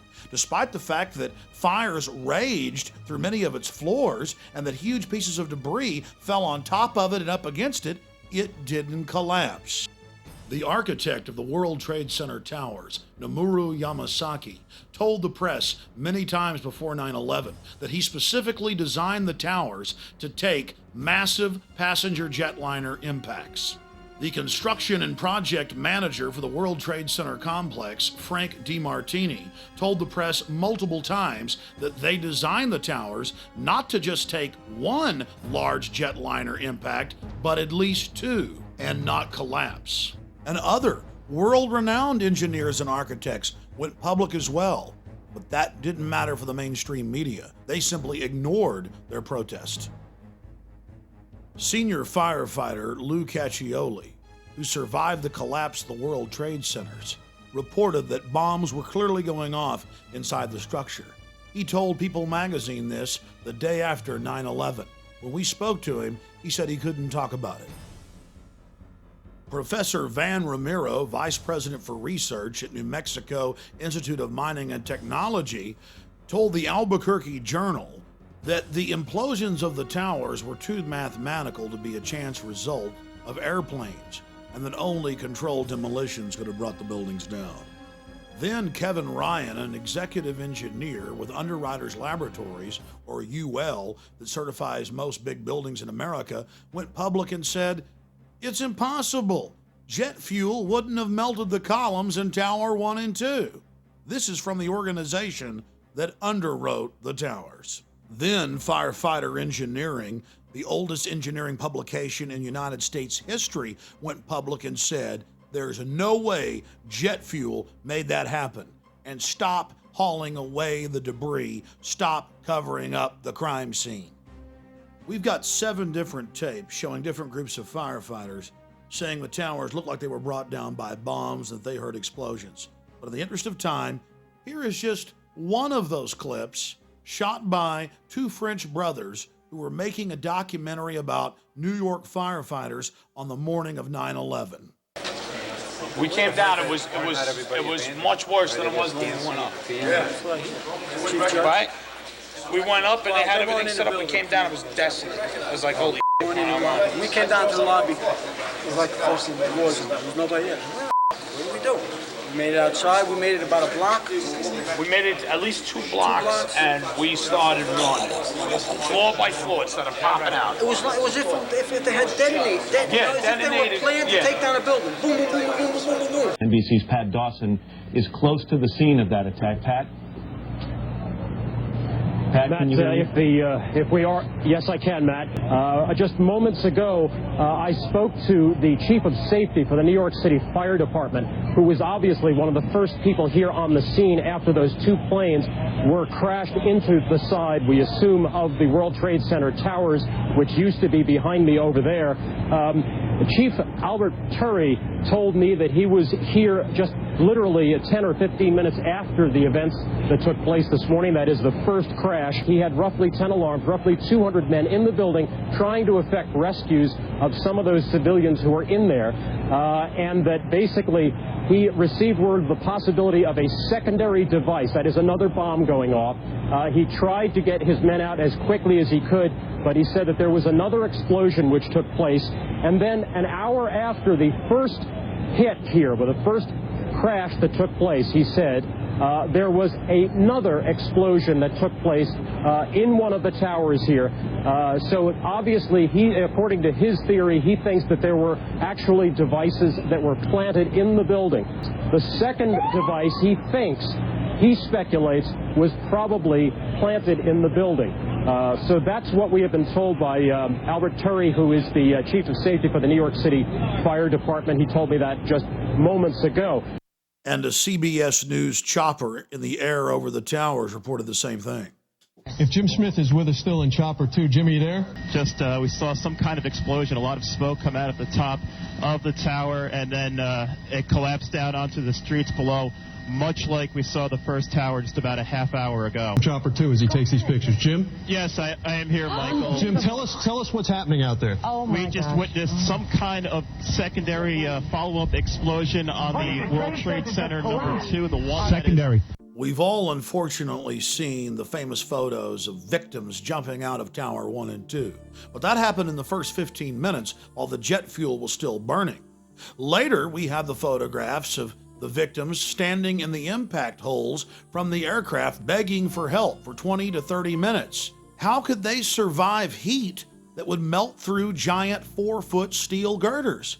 The answer is they couldn't, and the firefighters are on record as saying the fires were almost out.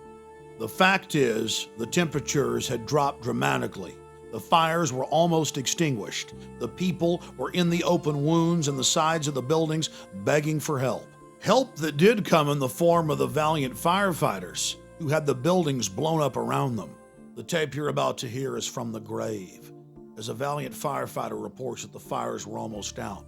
And as firefighters went public and said that the fires had almost been extinguished, the federal government ordered them under national security to stop talking to the public and told the media that all the firefighter tapes had malfunctioned, but not before firefighters had rebelled and released segments of tape, a segment you're about to hear. What do you got up there, Chief? I'm still in Boy Stairway, 74th floor, no smoke or fire problem. The walls are breached, so be careful. Yeah, 10-4, I saw that on 68. Flooding, come on over. Flooding, come on over by us. Guys, look at that. Hey, Ryder 415. We got police, isolated pockets of fire. We should be able to knock it down with 2 lines. Where you know that? 78th floor, numerous 1045 coal lines. What's scaring you, Mario? Seconds before the towers collapsed, blast points could be seen springing up down the sides of the buildings from the top down. Within days of 9/11, Bush and his minions began grandstanding at Ground Zero, telling us, "Give up your liberties and we'll protect you. Go along with our invasion of the world and everything will be okay." Then there were all the pre-9/11 warnings from the French, the British, the Egyptians, the Italians, the Russians, the Israelis, the Indians. The list goes on and on, but Condoleezza Rice and George Bush told us they'd never heard of such a plan of al-CIA to fly hijacked jets into the World Trade Center and Pentagon. It didn't matter if CNN had reported on it back in 1995. Even the Taliban, 2 months before 9/11, said, "Stop Osama, he's about to attack you."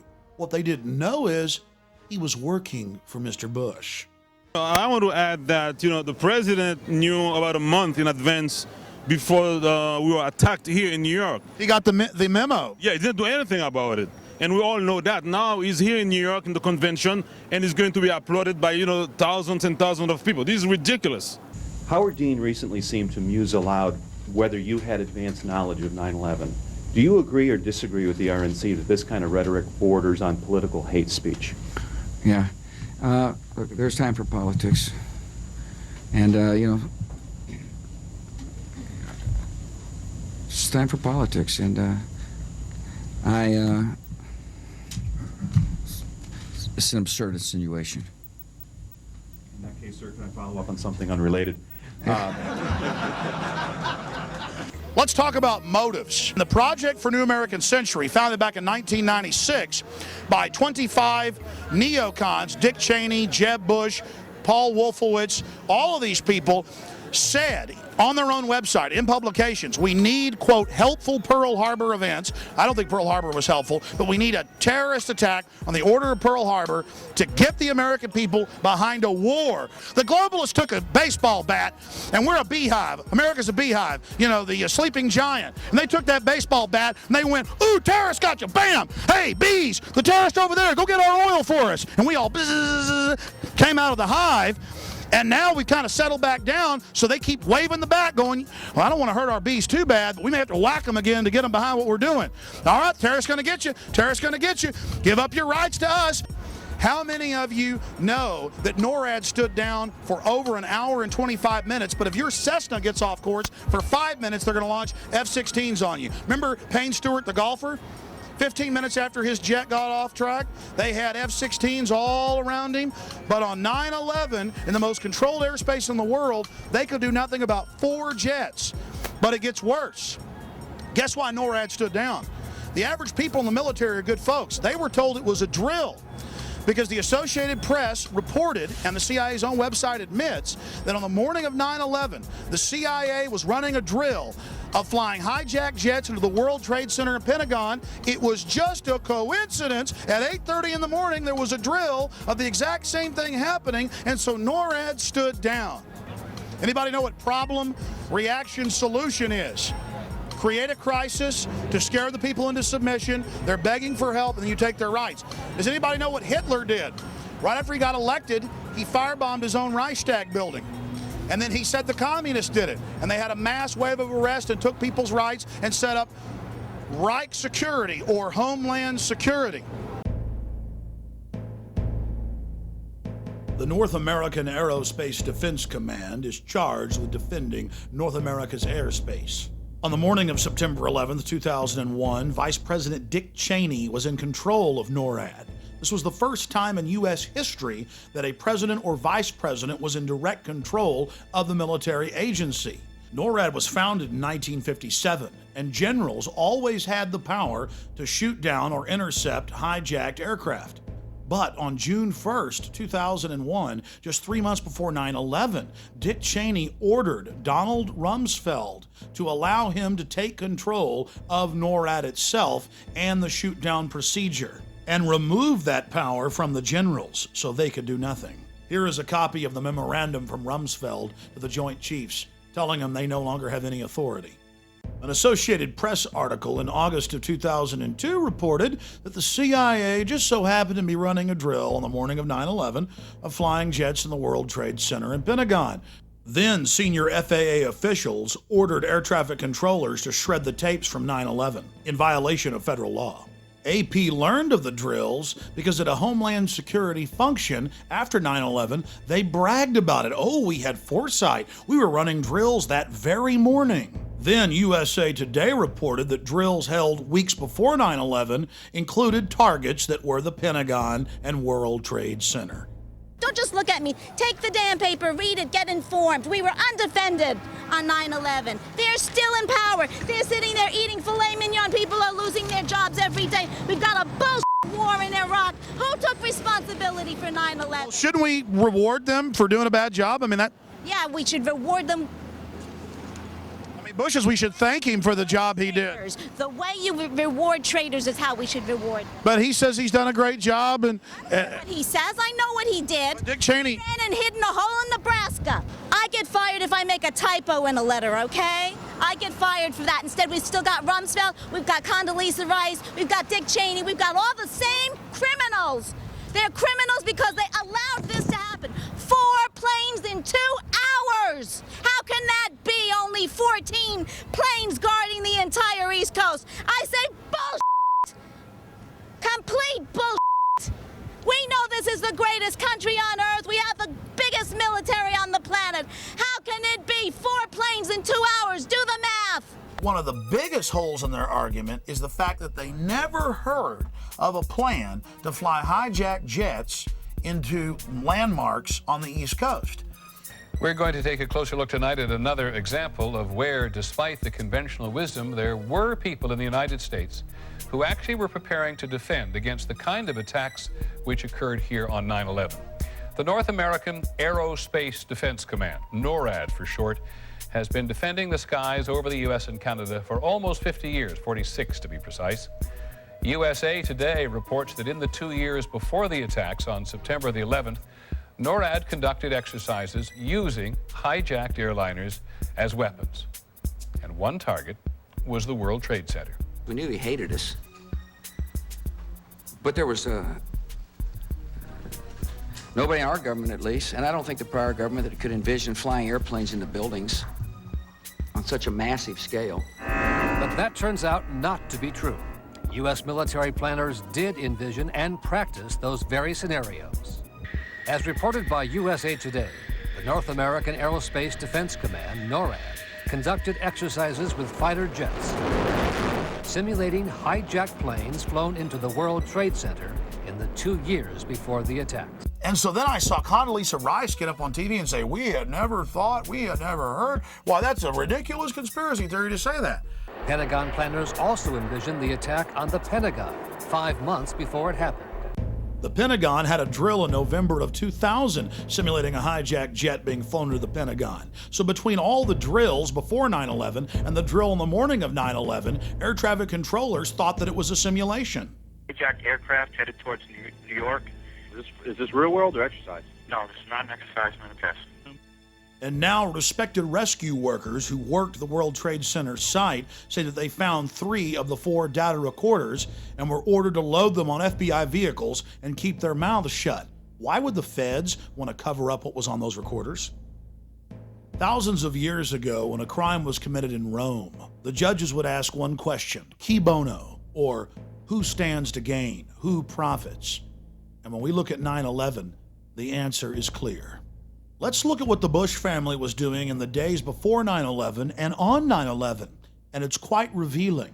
Marvin Bush was in New York City running security for the World Trade Center complex. Former President Bush was in D.C. at the Ritz-Carlton for a Carlyle Group function, sitting at the head table with the head of the bin Laden family. 2 days before 9/11, Governor of Florida, Jeb Bush, declared unprecedented martial law in Florida. He didn't make the announcement until September 11th. Then we have the CIA-controlled head of Pakistani intelligence, General Ahmad Ahmed, arriving in Washington, D.C. on September 13th, just days after he wired, the New York Times admits, $100,000 to the supposed lead hijacker, Mohammed Atta. For the week he was here, preceding 9/11, he met with CIA Director George Tenet, the heads of the House and Senate Intelligence Committees, Porter Goss and Senator Graham. By the way, Porter Goss has now been made head of the CIA. On the morning of 9/11, he was actually having breakfast with Senator Bob Graham and Porter Goss. What is the money man behind Mohammed Atta doing meeting with all the intelligence heads? In the days after 9/11, the public was told that we were going to be able to catch whoever was behind September 11th because they had engaged in record put options against American and United Airlines. But when the money trail led back to CIA-controlled companies headed up by people like Buzzy Krongard, number 3 at the CIA, the story was dropped like a hot potato. But that doesn't stop Buzzy from still going public and defending people like Osama bin Laden. He's told the Times of London and many other publications that we should just leave Osama bin Laden alone. Let him go free, that we've got a problem if we want to capture him. Prominent people across the world have been exposing the 9/11 cover-up. Michael Meacher, the number 3 man in the Blair government, wrote a huge editorial for the London Guardian titled "The War on Terror is Bogus," and he pointed out that NORAD stood down on 9/11. He wrote about the Project for a New American Century, run by Jeb Bush and Dick Cheney, years before 9/11, saying that they needed a helpful terrorist attack to get the American people behind their war for empire. Meacher concluded his article by saying, if the U.S. government didn't engineer the attacks, they certainly knew about it. Andres von Bülow was German defense minister and German technology minister. I interviewed him on my syndicated radio program, and he said there's no way Al-Qaeda carried out these attacks. Only the military-industrial complex could pull it off. But here's one of the biggest pieces of evidence. You all heard them say that a paper passport fell out of one of the towers and was picked up by a police officer on the street. This plane flies into the building, explodes with jet fuel out of the guy's jacket, goes through the fireball, through the side of the plane, out of the burning building, out of the fire shooting out, and comes down to the ground unscathed. But something happened. For 6 months, they reported they had this passport. Boy, we've got it. We've got the proof. And then the guy stood up and was alive in the Middle East, and they pulled it and said, oh, that was a mistake. He wasn't a hijacker, and the story just disappeared of the passport. Because believe me, this establishment could care less about you. The EPA found all the asbestos. The EPA, guys, said that there was asbestos and people were getting sick, and there was going to be $90 million for the police and firefighters for medical treatment. And Bush came in and had that blocked. Now that's mainstream news. And now of the 14 search and rescue dogs, 8 of them have died from cancer. In summation, it's important to note that we only covered a tiny portion of the facts and evidence that clearly shows that 9/11 was an inside job. Number one, the official story of 9/11 has been completely disproven. At every point, we've caught them lying, manufacturing evidence, or covering up evidence. From high-level government inside sources and publicly available facts, we now have a very clear picture of how 9/11 was carried out. Number one, we know that the men who were on board the aircraft, who were supposedly the hijackers, had their houses, cars, credit cards paid for by the U.S. government.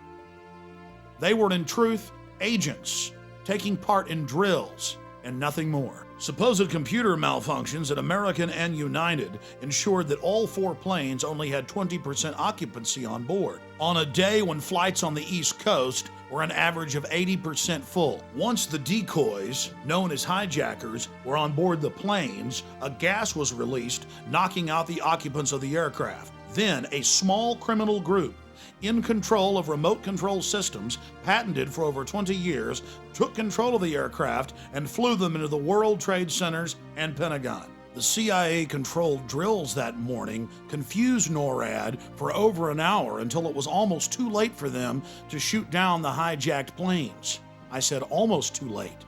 When they did find out, Dick Cheney wouldn't let the planes fly over 350 miles an hour, so 3 of the aircraft were able to hit their targets. The 4th wasn't able to because our sources in the Pentagon have told us generals didn't follow their orders and had Flight 93 shot down. If it would have hit its target, the Capitol, the government would have been completely decapitated and the president could have declared total martial law. By the grace of God, everything didn't go as planned. And so now the globalists have spent the last 3.5 years trying to cover up the sloppy job they did on 9/11.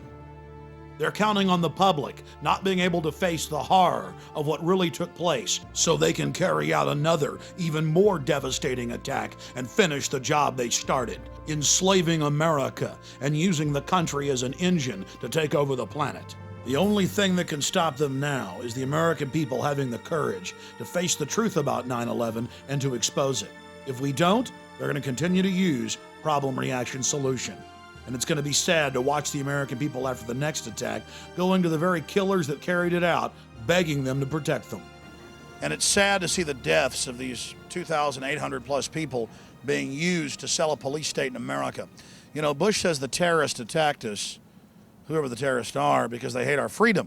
Well, then why is the government, period, whether it's George Bush or John Kerry, trying to kill our freedoms? America isn't America if we don't have these God-given freedoms. That's why this country is loved. No, now we're being forged into a tool of global empire to be launched against sovereign, innocent nations that we know had nothing to do with 9/11. The Republicans are here and taking advantage of the 3,000 people that died right behind me for their own selfish politics, and it's very sad. I cried here for the first time today. I come here all the time. I've never cried here before. For some reason, I cried for the future because the way they're exploiting these dead people. Because in your guts, you know that the criminals are returning to the scene of the crime to gloat and to use the bloody sacrifice they committed. I couldn't have said it better myself. So now Bush is here in the Big Apple using the deaths as an attempt to get reelected. September 11th. September 11th, men armed with knives, armed with chemical, biological, or even nuclear weapons. The fanatics who terrorist killers, September 11th, terrorists of Al-Qaeda, terrorists, Taliban, nuclear weapons, terrorists, 9/11 terror. My fellow Americans, we have already been attacked. Terror, terrorist, evil. September 11th, in those days after the towers fell. September 11th. September 11th, ground zero. And suddenly the streets were full of sirens and there was fire in the sky. Terrorism, September 11th. Osama bin Laden declared war on America. September 11th, terrorists, a walking, talking weapon of mass destruction. Barbaric terrorists, terrorists for terrorism. September 11th, September 11th. The terrorists, war and danger. September 11th, September 11th, terrorism. Global terrorism, the horror. Terrorism, terrorists. Terrorists, terrorists, terrorists, terrorists, the terrorists. Terrorists, terrorist, terrorism. September 11th, global terrorism, terrorism. Terrorism. September 11th, world terrorism, terrorism. Terrorism, terrorism, terrorism, terrorist. September 11th, threat of global terrorism, terrorism, terrorist, global terrorism, terrorism, terrorism. September 11, 2001, global terrorism. Terrorists, global terrorism, terrorism, terrorist, September 11th, terror. Terrorism, the attack on our homeland, back from the attack on our economy, and back from the attack on our way of life. Terrorism, terrorists, hate. We must be fierce and relentless and terminate terrorism. Terrorists, you defeat them. It yearns to destroy not just the individual, but the entire international order. That's why America is safer with George W. Bush as president. September 11th, terrorism. September 11th, terrorism, terrorists. September 11th, terror, terrorist. Terrorist. Terror. September 11th. Threat. Tyranny. Terrorist. Tyranny. Tyranny. People hate us. Terror. Terrorism. September the 11th. Terrorist, terrorist, terrorist, terrorist, terror. Weapons of mass destruction. September the 11th. September the 11th. Terrorists, terrorists. The evil terrorists. Terrorists. The terrorists know. The terrorists know. The elite know we're restless, that we're catching on to their scam. That's why they're now using sound wave weapons that the military has used in Iraq on the streets of America. There's your LRAD, ladies and gentlemen, used against the Iraqis, used against the Palestinians, and now used against us in America. We're getting reports that about this garden, they're already using them. Long before 9/11, they were getting the sound wave weapons, the microwave weapons ready, building all the emergency containment facilities. They knew all this was coming. How you doing, officer? Did you know I interviewed the CEO of this company a few years ago? Our boys are using these in Iraq, aren't they? No comment. Ask all the questions to DCPI, Commissioner Paul Brown. I'm from Austin, Texas. Are those the guys in the white outfits? Right. Do you know what those are? What? Those are sound wave weapons they're using in Iraq. They can burst your eardrum. Oh, it's because of and now they're out here to be released. What do you think of it? I don't know anything about it. It might be necessary, but I doubt it. I think everyone knows it's a peaceful protest, so. Yeah, I mean, well, the point is that these are things used in Iraq against enemies, and now it's being used right here in America. Now that the government in general considers the American people enemies of the state, defense contractors have a whole new lucrative market, selling high-tech weapons normally sold to the military to the police. We're on our way to a protest that's unauthorized, not permitted. They've been arresting people by the thousands, and we're going to cover it. Of all the hundreds of huge protests we've seen, a small group broke off with an unpermitted march and is moving down towards Madison Square Garden, or MSG as New Yorkers call it. Now notice as we walk here that the roads have all been pinned conveniently ahead of the march. So tourists, anybody that's in here to be arrested, and we are now inside the pens. And look at them hurting us. Look at their cars hurting us. I wonder if it'll be like Monday night. I wonder if they'll run horses and mopeds into us. 11:35. If you're here at 11:35, they will arrest you. But I'm sorry. They're hardly letting people out. They're opening up the pens a little inch to let people slowly trickle out. So they're set. And now we're getting in trouble for letting y'all know. Well, that little story about how they're going to arrest people really worked. Look, everybody's leaving. Police then went in with barricades and broke the protest up into 4 different blocks and randomly arrested innocent people. It was the same story over and over and over again. and police brutality was completely out of control. Reporters for Reuters, the Associated Press, student reporters, tourists, even an American Spectator reporter was arrested and taken to Pier 57. Look around you. A prison is being built. A high-tech, cashless society control grid. We're now going to explore the ruling elite in the world today and what their driving ideology and philosophies are. We'll also look at their minions, the people that slavishly serve them.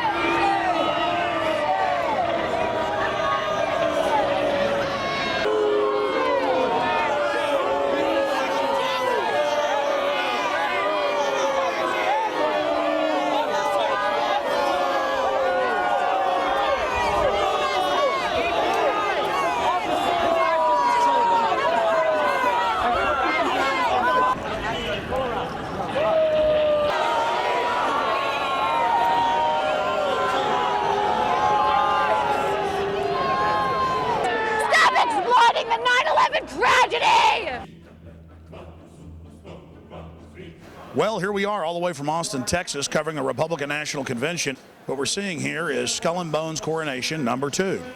Well, down here you can see the CNN staff, Bush Light. They love the president, put out all the propaganda. They also worship Kerry. So does Fox News when it comes to worshiping Bush. So here's the so-called mainstream media you can trust, which is nothing more than basically a CIA front to propagandize and manipulate the people. But it's all in a slick packaging with a great, impressive background, and that's what people respond to. You know what? I bet most of those so-called Texans down there from that Texas delegation aren't even first-generation Texans. They're just as phony as George W. Bush is. A guy who is from Kennebunkport, Maine, whose daddy speaks with a perfect Atlantic accent. People who were Tories back in the Revolutionary War. They came down carpetbagging to Texas when George was a little boy.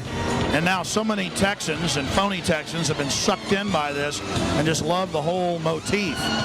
But again, it's form over substance. It's the packaging.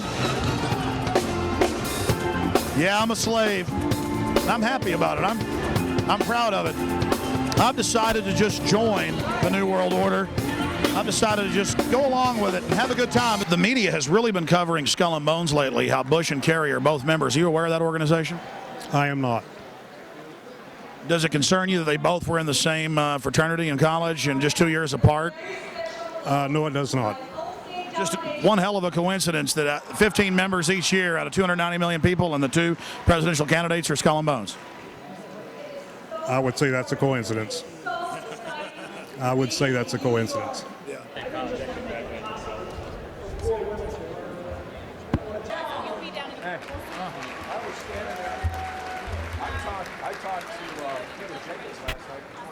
What do you think about Bush and Kerry being cousins and members of Skull and Bones?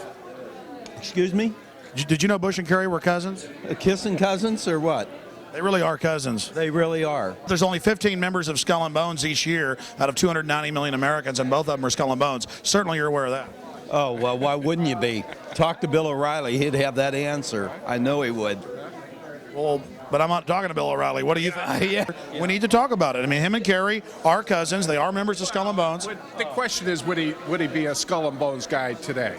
I mean, you know, people do crazy things when they're young. Well, his dad was a Skull and Bones, and his dad. It's in politicians' autobiographies. You know, it's in the encyclopedia.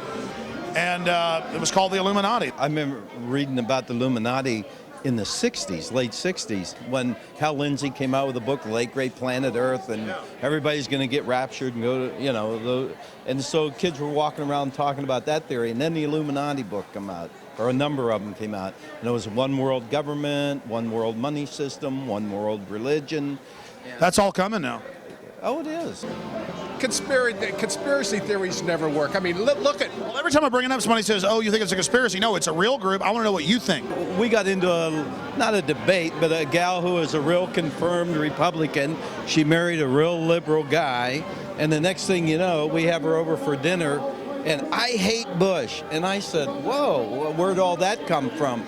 And she got right down to you know, all the things of all the presidents being involved in this society, all Masons, and that was her whole base. And I hate Bush, and I said, well, then how could she hate Bush? Because Kerry's a member.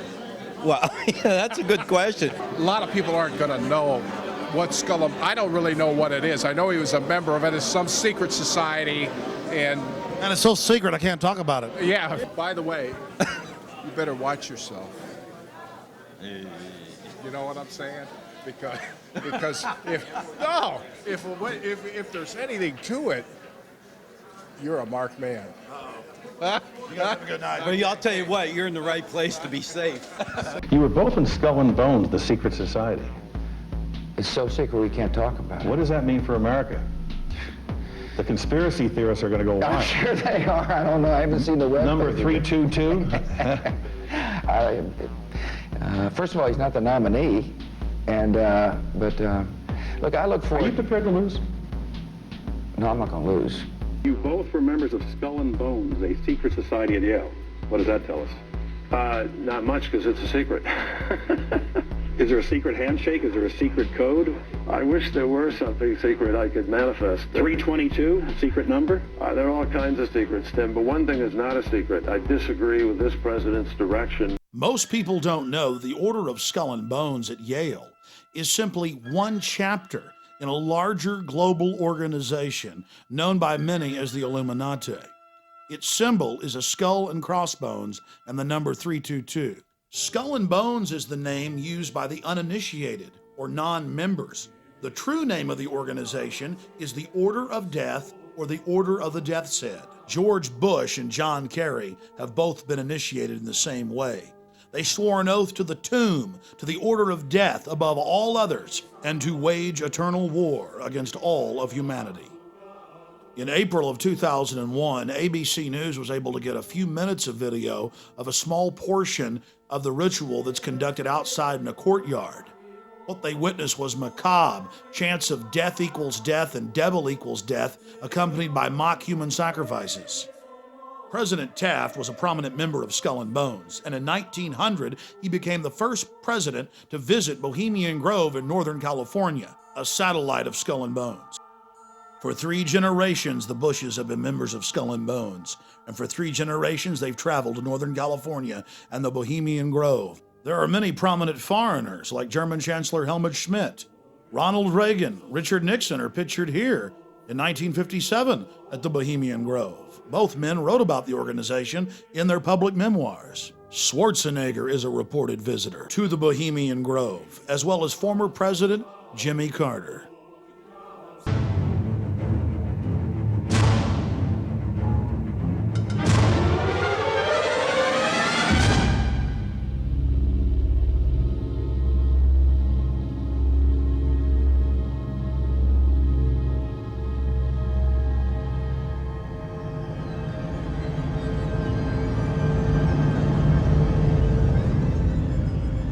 While in New York, we ran into the Karl Rove of 4 administrations. David Gergen, top presidential advisor to Ford, Reagan, George Herbert Walker Bush, and Bill Clinton. We couldn't believe our luck. It just so happens that David Gergen is also a prominent member of the Bohemian Grove, the offshoot of Skull and Bones.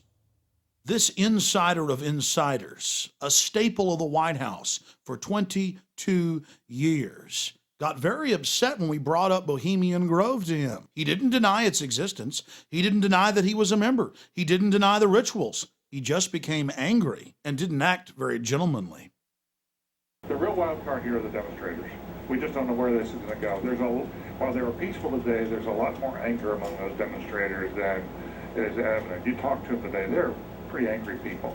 So that's the big wild card. Hey, Mr. Gergen, can we talk to you for a second? Where are you from? I'm Alex Jones. I have a TV show in Austin. I make documentaries. Just a few questions about the convention.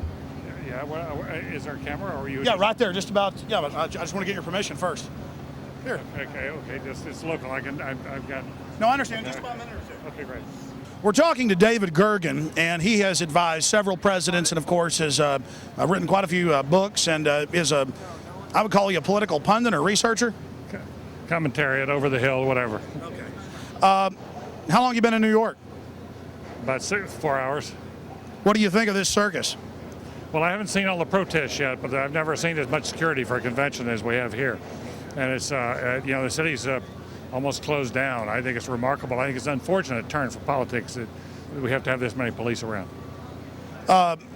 There's been a lot of news articles and reports saying that there's a heightened risk of terror attacks. Do you think that that's? Do you think there's a chance of that, or comments? I think. Well, listen, they just arrested, I think, or broken up some plot allegedly to somebody wanted to blow up subways. Yeah, I think it's a very real danger, and you've got Madison Square Garden is sitting right, basically on top of a train station, and Boston Convention was right on top of a train station. Yeah, I just have to remember that trains are very accessible, vulnerable, and that's what happened in Spain. They went after trains and they blew some trains up, and it wasn't very expensive. So I think there's that danger, but I think the police are on top of it. They're treating this as a special security event, which means there's not only the obvious police around, but believe me, there's a lot of private stuff going on here. Okay, one last question. I read a Washington Times article many years ago where you had a comment about the organization, and then now it's been in the Wall Street Journal, it's been in a lot of different newspapers, and that's the Bohemian Grove. And back in, 1996, when you joined as a Clinton advisor, the Republicans were criticizing you, oh, what about Bohemian Grove? And then you countered them by saying, hey, I don't run around in the woods naked. What did that mean? Here is the before-mentioned Washington Times article where he said, I didn't run around naked like they do. I don't know what quote you're referring to. I'm not aware of any quote like that. Listen, I am a happy member of the Bohemian Grove. I like the folks who come there, and it's really inappropriate for me to talk about the group beyond that. Thank you. Have you been there for the ceremony with the cremation of care? Frankly, I don't think that's something I need to talk to you about. Great owl of Bohemia, we thank thee for thy adjuration.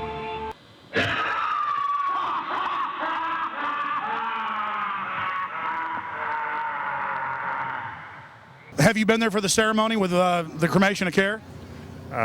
Frankly, I don't think that's something I need to talk to you about. Really? That's right. Well, I'm Alex Jones, and I snuck in there in 2000. I'm the guy that blew it wide open and got the video. It's been on national TV. Well, I disrespect you for that. You do? I do. But it's a lot of big public officials going in there. Don't we deserve to know? I don't know anything about you, and I don't know anything about your film. But if you go in there with an understanding, you violated that understanding by releasing that film, and I don't respect you for that. Really? But we have public officials. I'm sorry. You took an understanding when you went in there that you would not do that film. And did you have an understanding when you went in there? No. Did you crash it? Yes. Yeah, and it has no trespassing signs there too, doesn't it? No, they put them up after. Oh, I'm sorry. I just walked in. I'm sorry, sir. I've been there before. I know what the circumstances are, and I'm sorry you violated the understandings. That was not a gentlemanly thing to do. But what about the ritual? Is the ritual gentlemanly?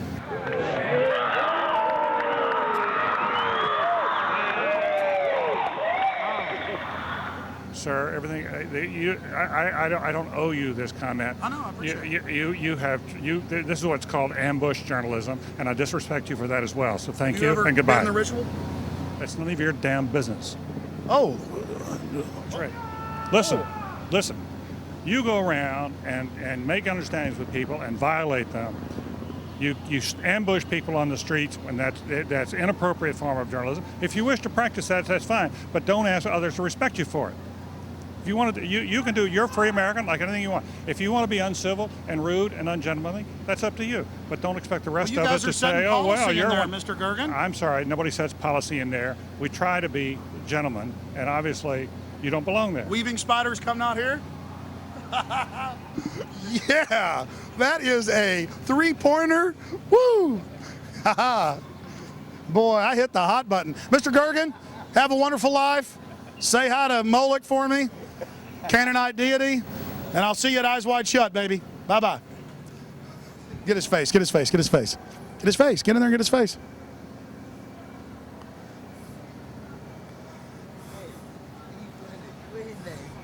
David Gergen. David Gergen says that we're angry? The real wild card here are the demonstrators. We just don't know where this is going to go. While they were peaceful today, there's a lot more anger among those demonstrators than is evident. You talk to them today, they're pretty angry people. So that's a big wild card. Thank you, and goodbye. Been in the ritual? It's none of your damn business. It's none of your damn business. Oh, That's right. Listen, listen. just look at him. That's a face keeping a lot of secrets. He's got some stories to tell. And remember that Washington Times article? It talked about all the other organizations that he resigned from. It mentions the Trilateral Commission, the Council on Foreign Relations, all of them groups dedicated to setting up a world government and destroying American sovereignty. You're looking at video that I personally shot during the cremation of care ritual held at Bohemian Grove.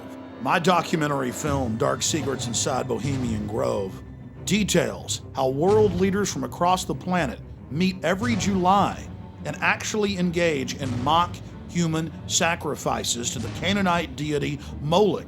They bring a bound body in an effigy of a child and sacrifice it to the idol. And incredibly, most of those in attendance are our supposed Christian conservative leaders. Here's a video still I shot while I was inside of the encampment. You see a human skull in effigy.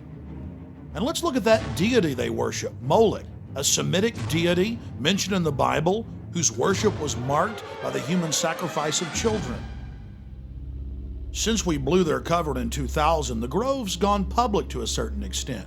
They released this photo of a 1915 ritual. Here you have the hooded figure over the mock sacrifice. And here's a simulated hanging from 1908. In this picture, you see a photo from 1909 with what looks like public officials in attendance. A black boy is tied down to some type of table, and around him we see people in strange garb. I'll leave it to you to figure out what they're doing. In 2004, the Grove released this photo from 1934 of members in hoods. The Canaanite deity Moloch was worshipped in Greece, Babylon, and then later in Europe. It is normally symbolized by a bull or an owl or some type of horned beast, and children are sacrificed to it. It is the precursor of all modern death cults. I was able to get out of the cult compound with this program cover from the Cremation of Care, and right on the front, where a child would be burned, they had photoshopped in the image of a skeleton burning in the flames. What purpose does this all serve, having world leaders congregate and engage in an ancient Canaanite ritual of mock child sacrifice? It's a way of binding them together, whether it's George Herbert Walker Bush or Henry Kissinger or Ronald Reagan or Federal Reserve Chairman Alan Greenspan, who's been a member since 1984. It's about bringing them together. Nowhere is the origin of the cult more in evidence than in former German Chancellor Helmut Schmidt's own autobiography, Men and Powers, a political retrospective. He talks about how they have their own German groves where they do these rituals, these, quote, druidic rituals. But he says his favorite place to do the rituals is at Bohemian Grove. This is a book that you can get at the library written by him. He talks about the Trilateral Commission, the CFR, the Bilderberg Group, and world government. And he says that much of the decisions are made at the Bohemian Grove. We were able to obtain the internal annals of the Bohemian Grove from 1987 to 1996, a publication only given to members. And in it, we see pictures of George W. Bush and his father, Newt Gingrich. We see all of these different famous individuals there at the Grove. Walter Cronkite, Jimmy Carter, Jack Kemp, Richard Milhouse Nixon. The list goes on and on. If you're still doubting reality, here is a November 1989 issue of Spy magazine. The Grove released photos of themselves dancing around dressed like women.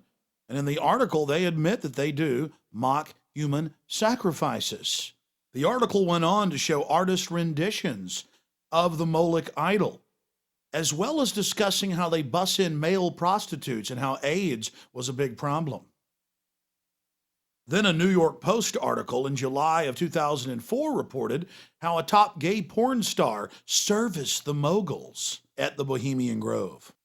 This 1914 Bohemian Grove annal has a swastika on its cover, and inside it talks about how they're a German death cult founded by the Illuminati. But some of you are saying, wait a minute, The Nazis invented the swastika. That was their symbol. You're talking about 1914 and 1920. My friends, the swastika was used by the Buddhists. It was used by Native Americans. It is a sun symbol, and it was used by Druids in Europe thousands of years ago. In the 1920s and 30s in the U.S., it was a symbol of good luck, like a horseshoe. But for the Nazis and members of the Bohemian Grove, it was a symbol of power. And Adolf Hitler was obsessed with the occult.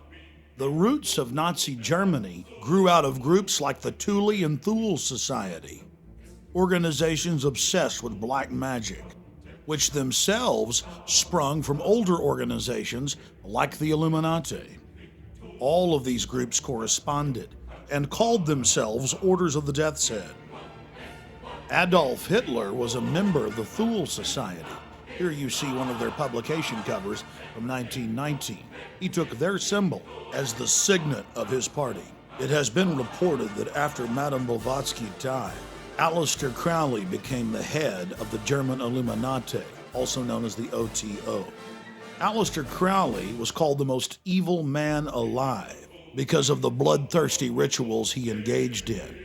It's important to note that both of his children died in questionable circumstances. So should we be surprised that the leader of the Third Reich, who killed millions of people, was an adherent of both of these sickening individuals? The Waffen-SS were the henchmen of the Nazi Party, and they wore an aluminum or silver death's head on their hats. Here you have a famous field marshal of World War I, and adorning his headdress is a death's head. In reality, all of Hitler's actions were nothing more than a manifestation of the deepest and darkest dreams of the Order of Death. And remember that the Order of Skull and Bones of Bohemian Grove are nothing more than offshoots of this global movement. The Nazis wore a skull and crossbones on their hats. Compare that to the skull and bones symbol. And beneath that, an early Nazi Party medal, not just with a swastika, but the 32 or 322 of skull and bones. We see these symbols throughout Nazi culture, especially on their icons and standards. Hitler believed that they drew power from these symbols, and he publicly talked about it. Here is an official photo taken from the Presidential Library of George Herbert Walker Bush, showing him standing with his classmates. And there it is, the Order of Death symbol, the skull and crossbones with 322 beneath it. Would it surprise you to know that one of the chief members of Bohemian Grove, Thomas Watson, was also an adherent of Adolf Hitler's ideology, and that international business machines were integral in controlling the death camps? IBM was absolutely essential in assisting Hitler in numbering and exterminating the Jews and other undesirables. The famous tattoos on Jews' arms were international business machine numbers that were entered into the computers. The computers would then decide how long to keep someone alive and how hard they could be worked according to height and body weight as well as age. Here's a photo of Mr. Watson with Adolf Hitler in the late 1930s.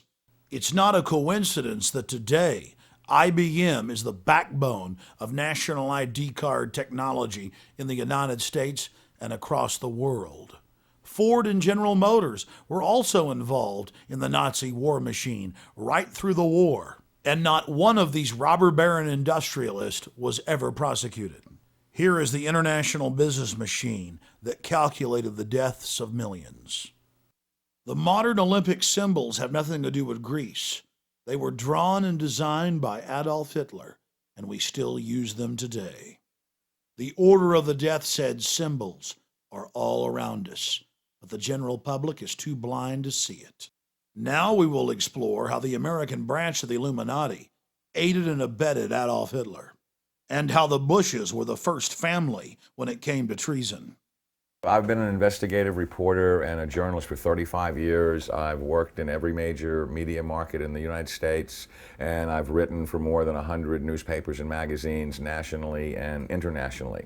So last September 17th, I became the first journalist in U.S. history to go to the U.S. National Archives and the Library of Congress and pore over the thousands of pages of documents in both places to prove beyond a shadow of a doubt or any refutation of the facts that Prescott Bush, the grandfather of George W. Bush, and George Herbert Walker, his maternal great-grandfather for whom his daddy is named, were Nazi traitors to the country who should have been tried for treason. 2 weeks ago, in early August, a major world newspaper, The Guardian of London, finally got on the story internationally, and they flew a renowned reporter of theirs named Duncan Campbell over to Washington to take me back to the archives and Library of Congress so that they could verify that these explosive documents were real and I didn't have forged copies.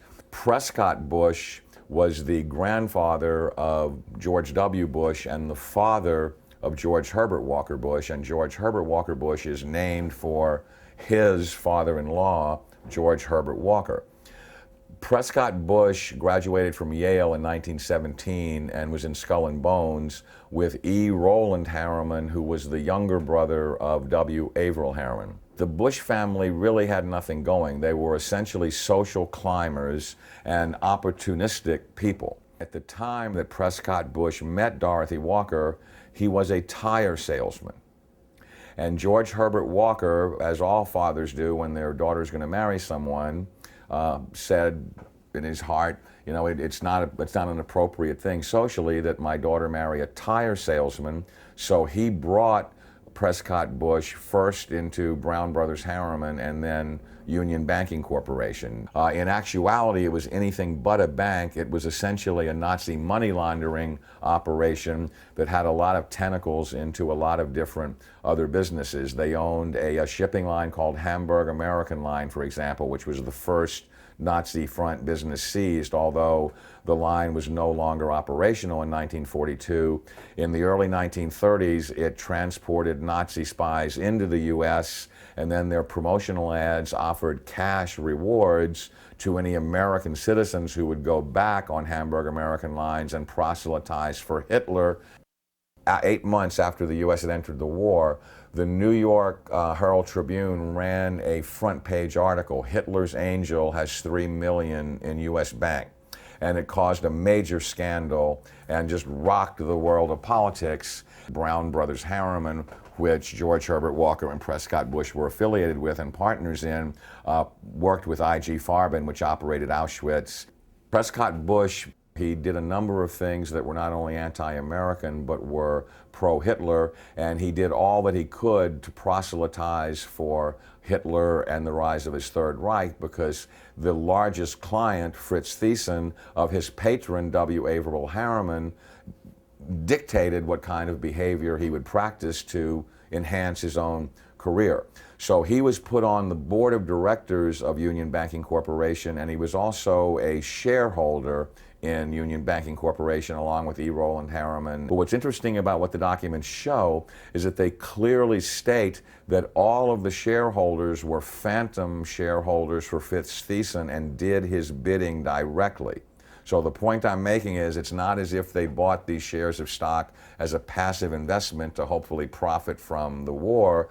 They were directly doing the bidding of the individual who built the Nazi war machine.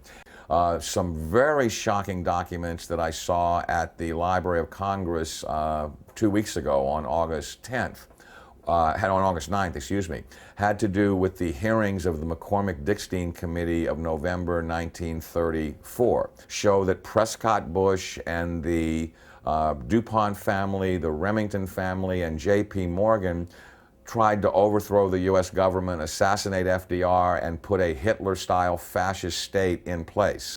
I have in my possession testimony from the McCormick-Dickstein Committee in November of 1934 by one of the fascist plotters that they were going to follow Hitler's model exactly and impose martial law on the United States, round up unemployed people that were worthless to the economy and troublemakers and Jews and put them into internment camps.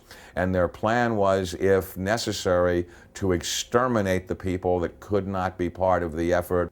The only reason the coup attempt in 1934 didn't succeed is that they hired the wrong general to lead it, General Smedley Butler, the great Marine hero, two-time Congressional Medal of Honor winner, who worked with the plotters just long enough to be able to identify who they were and then blew the whistle on them to Congress. Incredibly, after being warned by the FBI and the Justice Department and the Treasury Department to cease and desist in their Nazi dealings, they had continued them until 1951. There had been 28 additional seizures of Nazi assets and Nazi business fronts between late 1942 and 1951, and that they had moved Nazi assets into Switzerland, Brazil, Argentina, and Panama, and they had continued to do business with their primary Nazi patron, who was Fritz Thyssen, who backed Hitler beginning in 1921 and who was the wealthiest man in Germany, and a steel and coal baron who, with his partner Friedrich Flick, essentially built the Nazi war machine along with I.G. Farben. In 1951, when Fritz Thyssen died in Argentina, Union Banking Corporation was liquidated by the U.S. government, and Prescott Bush received $1.5 million for his holdings in his Nazi business, and that was the beginning of the Bush family fortune for all intents and purposes. George Bush doesn't take his philosophical foundation from the Bible or the teachings of Jesus in the Sermon on the Mount. George Bush takes his inspiration from what he learned in Skull and Bones and from the Thule Society that Hitler and Goebbels and Goring cut their teeth in, Bohemian Grove, these evil organizations that perpetrate the ugly things that these criminals are doing to this country for which they must be held accountable. Now you look at the Republican National Convention this week and you bring in Arnold Schwarzenegger to speak last night. Schwarzenegger is the son of a Nazi. He has praised Nazis. He has praised Hitler. He talked last night in terms like, we will not falter, we will not waver, we will win this war on terror. He's a leader who doesn't flinch, who doesn't waver, and does not back down. Well, that's exactly the speeches that Hitler made after the Reichstag fire. Terrorism and the homeland being under attack are precisely the issues that Hitler used to subvert everything within the German system of government. This is a criminal regime. They not only emulate Hitler, but its genesis comes from Hitler. And I defy anyone, a historian, journalist, author, anyone, to come forward and disprove my premise that you cannot differentiate Hitler's invasion of Poland in 1939 and the Reichstag fire and his attempt to dominate the world from George W. Bush's unprovoked invasion of Iraq and subversion of the Constitution through the Patriot Act after 9/11, which I submit is his Reichstag fire. Karl Rove and his minions are every bit the masters of propaganda that Joseph Goebbels was. They literally took lessons from Goebbels and Goring about how to create such brilliant propaganda that unreality can become reality, and reality can be subverted to fantasy political subterfuge right before your eyes. So there's just an endless broken record that is leading up to the present era, that the Bush family has had a single goal for 100 years, which is to become the most powerful family on the planet and to rule the world. And they are on the verge of doing that under George W. Bush. It's critical that every citizen of this country rise up and do something, because the day of reckoning is at hand, and these people are Nazis. They are practicing Nazi philosophy. They are mimicking Nazi tactics, and time is running out. And now it's being reported that the architect of the Bush administration's policies, Karl Rove, is the grandson of Karl Rover, a Gauleiter or governor over an entire state in Nazi Germany. Pulitzer Prize-winning journalist Bob Woodward, reporting on a Bush rally, said that Karl Rove likened the meeting to a Nazi rally. Now the Bush-Rove-Schwarzenegger nexus is promoting worldwide war in the name of America's safety to stop the threat of terrorism. The same secret society that funded and supported Adolf Hitler is now supporting a move towards world government, and Karl Rove is out there on point pushing Arnold Schwarzenegger for president. Today. We don't know what to make of the fact that he seemed to be somewhat part of the winner's circle, do we? We don't know why he was so much in evidence today. Well, he's the Republican governor of the most populous state in the union, who is very supportive. He's an old friend of 41's. The San Francisco Chronicle reported the decision to have Arnold run was made by Rove at the Bohemian Grove. You've got to hand it to the political wizards. Tens of thousands of Republicans at the RNC praising and chanting for a man who's for open borders and rabidly against the Second Amendment, but they've been told to worship him, so they are. This isn't the first time we've been fooled by foreign usurpers. There was another interesting meeting in Madison Square Garden back in February of 1939 by the Bund, or the American Nazi Party.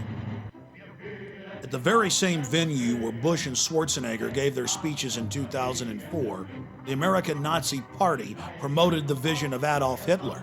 In fact, the Nazi Party in America was very, very popular. The people hadn't yet seen the danger, because while the American people slept, Nazi agents like Prescott Bush were working overtime for the Reich. And Arnold's father, Gustav Schwarzenegger, was busy too, volunteering for the Nazi Party in Austria when it was illegal and becoming an SS officer. And Karl Rove, reportedly his grandfather, again, was a Gauleiter, or a governor, over an entire German state. Mr. Fritz Kuhn.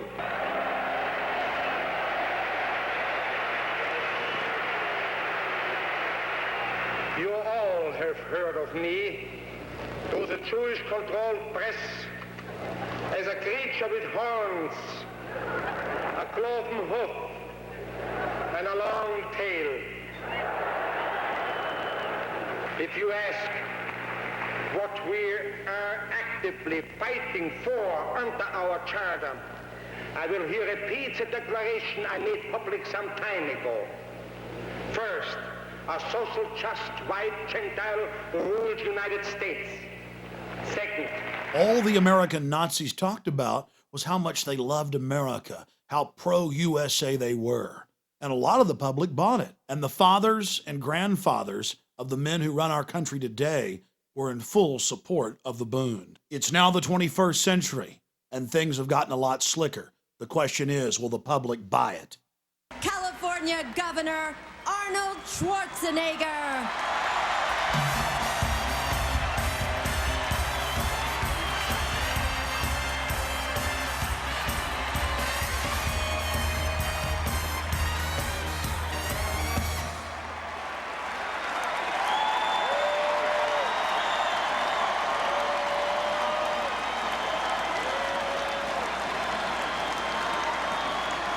Thank you.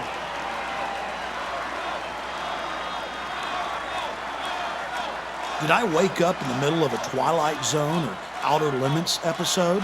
The American people cheering and chanting the name of someone whose homeland is Austria and who openly talks about being a dictator all the time? Thank you very much. Thank you. What a greeting.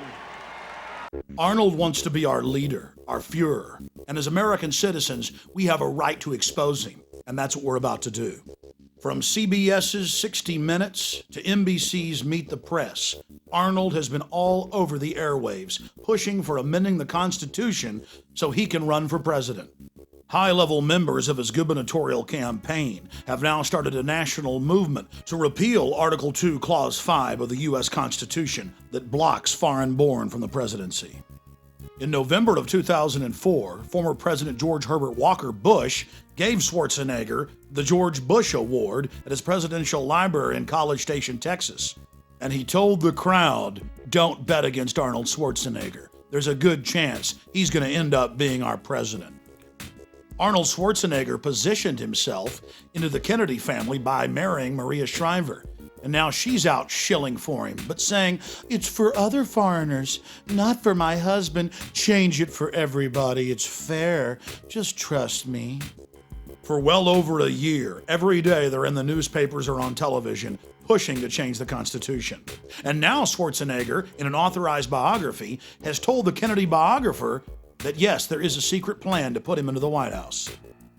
And the powerful head of the Senate Judiciary Committee, Orrin Hatch, has introduced what is called the Arnold Bill. There are 3 other pieces of legislation introduced by other congressmen like Dana Rohrabacher in the House. They just continue pushing and pushing and pushing, despite the fact that in major polls, 80+% of Americans are against changing the Constitution for Schwarzenegger. But we've got to take the threat seriously, because after a year of propaganda, the numbers have dropped to 65% being against it. And then you have to ask yourself, what will those numbers be in 4 years? The elite love Arnold Schwarzenegger because he has an international appeal, and they've been very carefully grooming him for his role as American president inside the New World Order. That's why we've launched Americans Against Arnold and the website arnoldexposed.com in a desperate attempt to stop this foreign usurper. Efforts by supporters of California Governor Arnold Schwarzenegger to change the United States Constitution are not sitting well with the Texas radio host.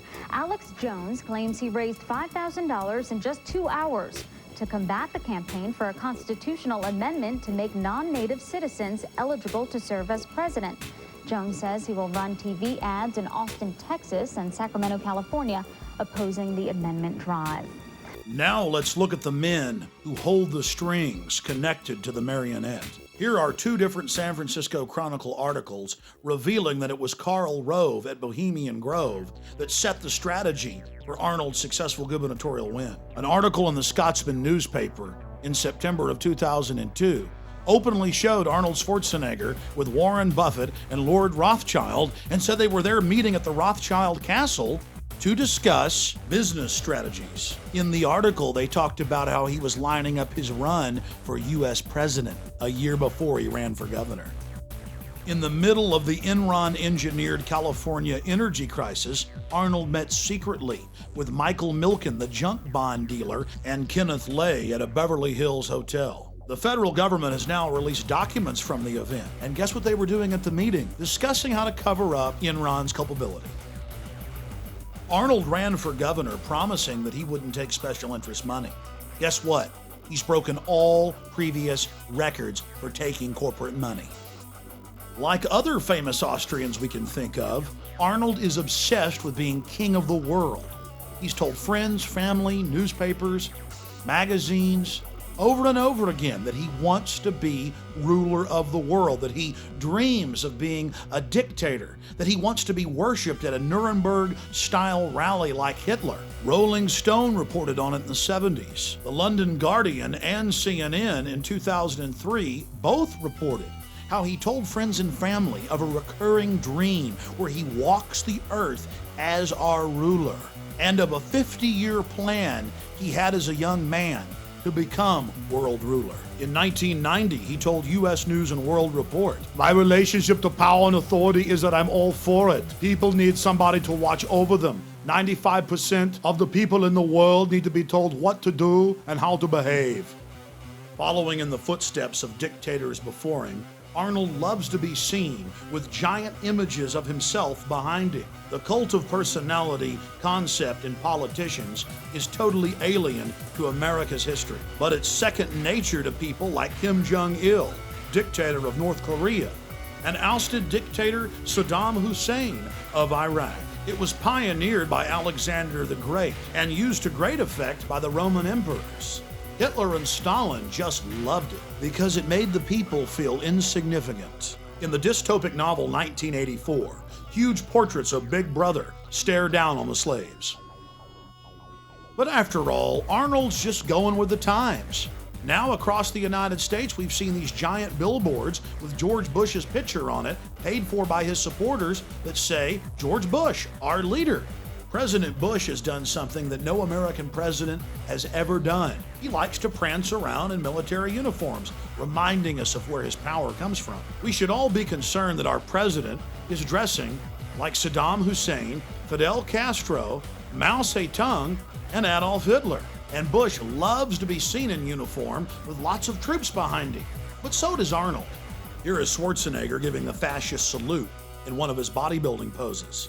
A trick the pro-Schwarzenegger press likes to play on the people is to focus on his father and then go, well, he can't help it if his father was an SS officer. What they don't like to focus in on is Nazi war criminal Kurt Waldheim, who was Secretary General of the United Nations. At his wedding to Maria Shriver in 1986, in front of a massive press in attendance, he said the following: My friends don't want me to mention Kurt's name because of all the recent Nazi stuff and the UN controversy. But I love him, and Maria does too, and so thank you, Kurt. Here's a photo of Arnold Schwarzenegger with Kirk Waldheim in Austria in 1999. Kirk Waldheim was an elite Nazi as well, an officer in the SS.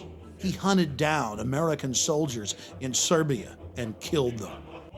An article in '92 in Spy magazine reported on how Arnold liked to give away recordings of Adolf Hitler to friends in California. It also reported on how he loved to give the Sieg Heil salute. Former Mr. Universe Rick Wayne went public and talked about how Arnold loved to call black people the N-word and said they couldn't run or do anything, and how he went on to say that blacks were basically worthless to society. A second champion black bodybuilder, Robbie Robinson, went public.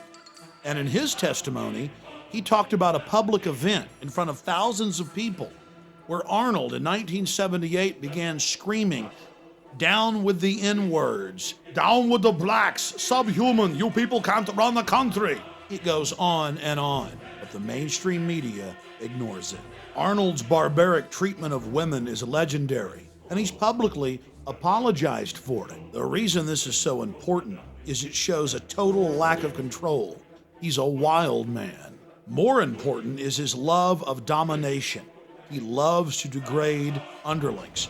Arnold has never challenged a 2001 Premiere Magazine article where he reportedly makes unattractive members on set get on their knees and call themselves ugly dogs. He reportedly revels in humiliating people until they cry. Not only is he a man after the elite's own heart, loving to dehumanize, he's totally compromised. If we know about all of these skeletons, imagine how many are still in the closet. In a sit-down interview Arnold gave We Magazine, he talked about drug use and sex orgies. The elite just loves that, total control over their puppet. Then there's all the publicly available gay porn. That's right, in gay porno mags, Arnold's done some spreads.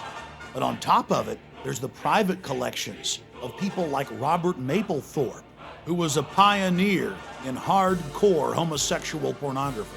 One of the biggest problems in Arnold's portfolio of horrors is his admitted use of anabolic steroids. Anabolic steroids, especially heavy use, can permanently change one's psychological makeup. He's also been a poster child for steroid use that has been a ravage on the youth of America. But being a bad role model is nothing compared to the psychological effects that include mania, roid rage, extreme aggression, delusions of grandeur. This is what testosterone and its derivatives cause. It's in the medical handbooks. So let's look at this again.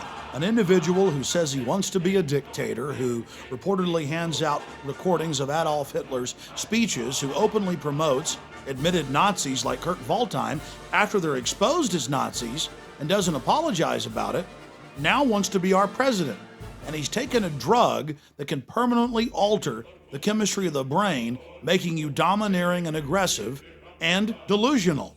We're talking about Arnold Alo Schwarzenegger being positioned to be president of the United States, in control of all of our military forces. Think about this compromised individual.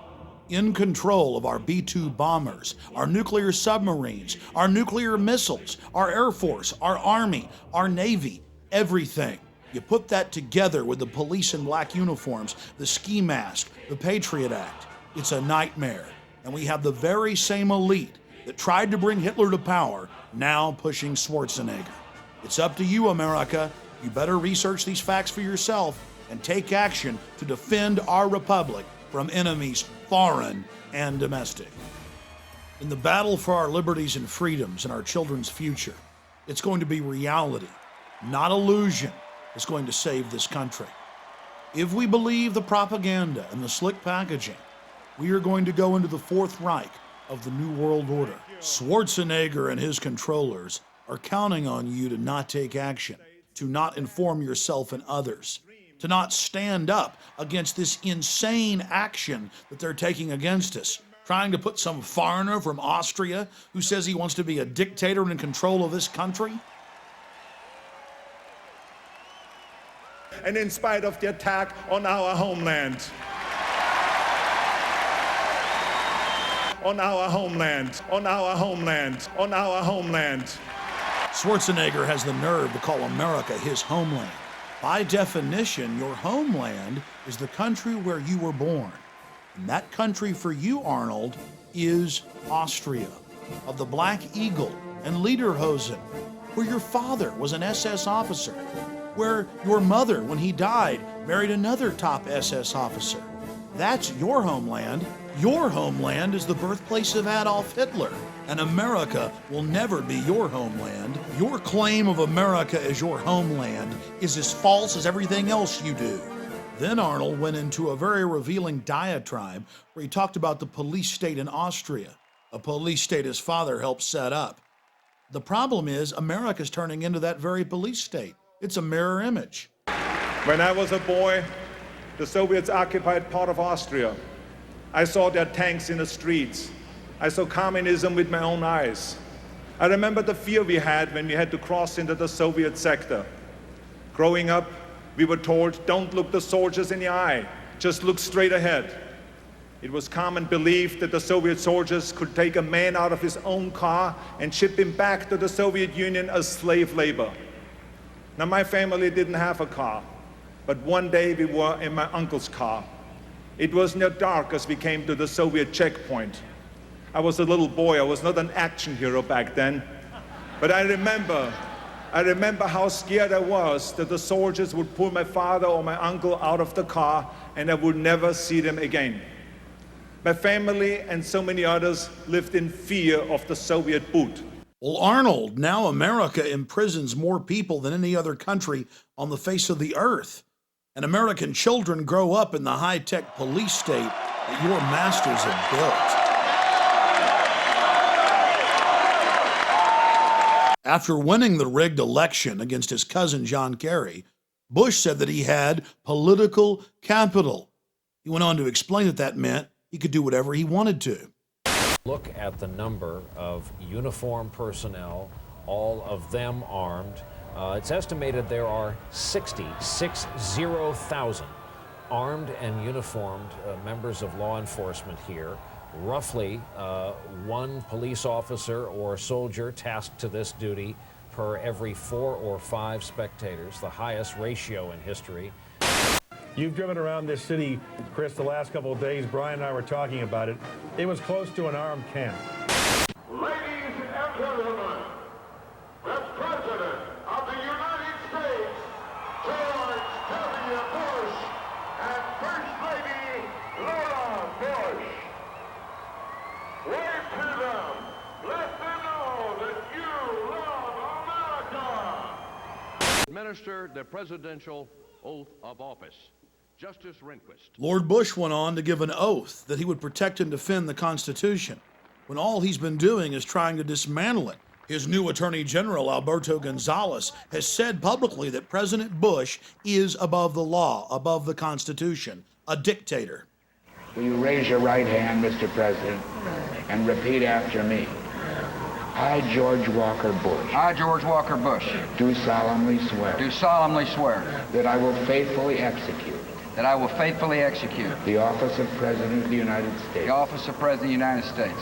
And will to the best of my ability. And will to the best of my ability. Preserve, protect, and defend. Preserve, protect, and defend. The Constitution of the United States. The Constitution of the United States. So help me God. So help me God. Congratulations.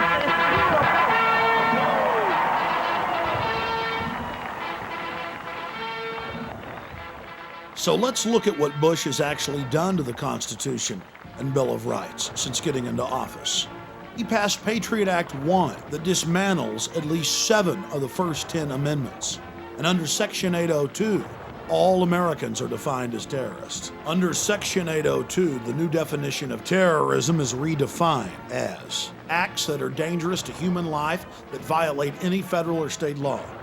And when Bush talks about reauthorizing the Patriot Act, that's code for passing Patriot Act 2. Under the Patriot Act, Homeland Security has visited toy stores over possible trademark infringement. An Army doctor who complained too much was arrested by Homeland Security. topless bars, zoning disputes, pot dealers. It's all under the Patriot Act. And starting in 2005, all new passports are digitally tracked by an RFID chip. It's easy to get in, but hard to get out. And before he left office, Homeland Security Chief Tom Ridge called for a world ID card. In late 2004, Bush successfully got the Congress to pass a national ID card, craftily hidden in state driver's license under federal standardization. Bush told conservatives that it would stop illegal immigration. There's nothing in the bill concerning immigration other than the fact that it actually orders the states to accept consular matriculas issued by foreign nations, so it actually makes it easier to get into the country. The bill even talks about it being used as an internal passport at checkpoints. Bush also successfully rammed through the Orwellian-named New Freedom Initiative. This forces every child in America from age 5 to 18 to be psychologically tested twice a year, whether you're homeschooled, private schooled, or public schooled. The guidelines for mental illness were written by a consortium of drug companies, and in their own internal documents, they bragged that they'll go from 15% of American children on psychotropic drugs and Ritalin to over 50%. The law states that without parental consent, while your child is at school, they will be forcibly tested. And Illinois is already jumping ahead. They're saying they're going to start forcibly testing all pregnant women. This is the type of nightmare that only Joseph Stalin could dream of. But our government is making it a reality. But if you look at foster children in America, over 2/3 of them are on psychotropic drugs. That's what happens when the state has control. 2/3 on drugs. Well, I guess that's the new freedom. The federal government has spent billions and billions of dollars putting up cameras across the nation, except for our borders. I have seen over 50 mainstream reports where video cameras are put in school bathrooms and showers, and when the schools get caught doing it, they say it's for your safety. And now the establishment just throws it in our face. Prepare to be scanned. We track you with your cell phones. We're putting cameras up on the street corners that read all your license plates and track everywhere you go. And we're going to tax you with these new cameras. We're going to put satellite tracker boxes in all your cars and transponders. We're going to tax you by the mile. This is just the way it is, so get used to it. Oh, and 8 years ago, we started putting black boxes in all the new cars that track everything you do as well. And now industry and the federal government are just calmly saying that soon all new cars will have a camera in them that scan your face as you drive and instantly report back to the police department if you're driving while you're tired or if you're arguing with your wife. Under a new sales tax system being prepared that will be implemented through the national ID card, you'll have to thumb scan when you buy and sell. And the face scanning cameras we mentioned will keep track of you not just in your car, but as you walk down the street. Almost every federal, state, and local road in the country will be satellite and transponder tracked. We already mentioned that earlier. And when Californians heard about Governor Schwarzenegger's program, they got very upset, and over 90% of them were against it in polls. The governor just said, "I don't care what you want, we're going to do this." It's going to take the average tax by the mile from 25 cents at the state level to over $3. Read it for yourself. It's the official news reports. Similar plans are being pushed by the feds in all 50 states. But that's just the financial hardship. There'll no longer be any open road. Everything you do will be tracked, chronicled, and traced. Whether it's a large highway or a rural road, everywhere you go will be chronicled. And in middle schools across the country, students are having to wear RFID tags around their necks, tracking and training them how to be good little prisoners. And now hospitals are openly discussing making their patients take implantable microchips. Bars in the United States and Europe make their patrons take chips before they can enter the VIP sections. And now the Mexican Attorney General has forced over 160 of his deputies to take implantable microchips if they want to work in his office.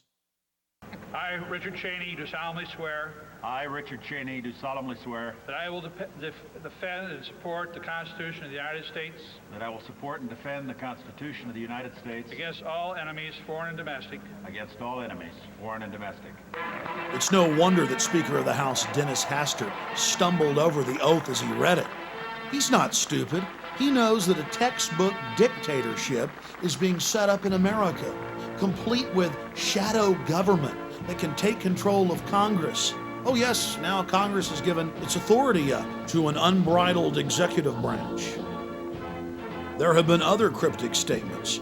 The outgoing head of CENTCOM, General Tommy Franks, told Cigar Aficionado that if America is attacked by terrorists again, we'll have to suspend the Constitution in favor of a military form of government or martial law.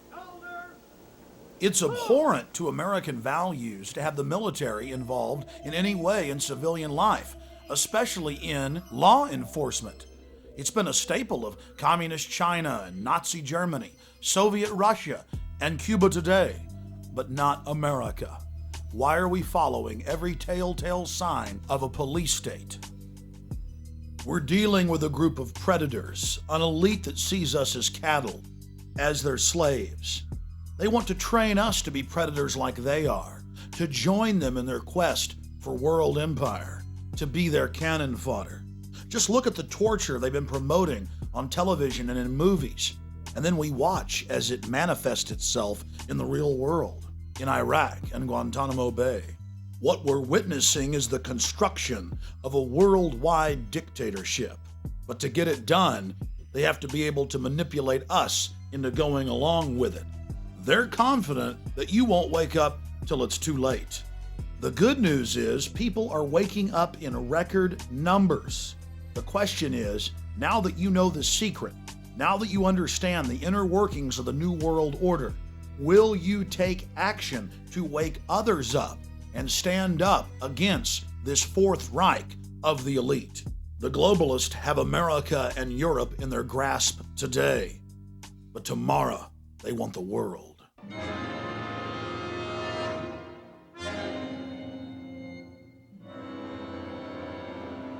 Let us never tolerate outrageous conspiracy theories concerning the attacks of September the 11th. Malicious lies that attempt to shift the blame away from the terrorists themselves, away from the guilty. Conspiracy theories, conspiracy theories, conspiracy theories. The hijackers were instruments of evil who died in vain. Behind them is a cult of evil which seeks to harm the innocent and thrives on human suffering. To purchase additional copies of this film, or to see dozens of other films and important books, be sure and visit Infowars.com or PrisonPlanet.com. Or to order, simply call toll-free 1-888-253-3139.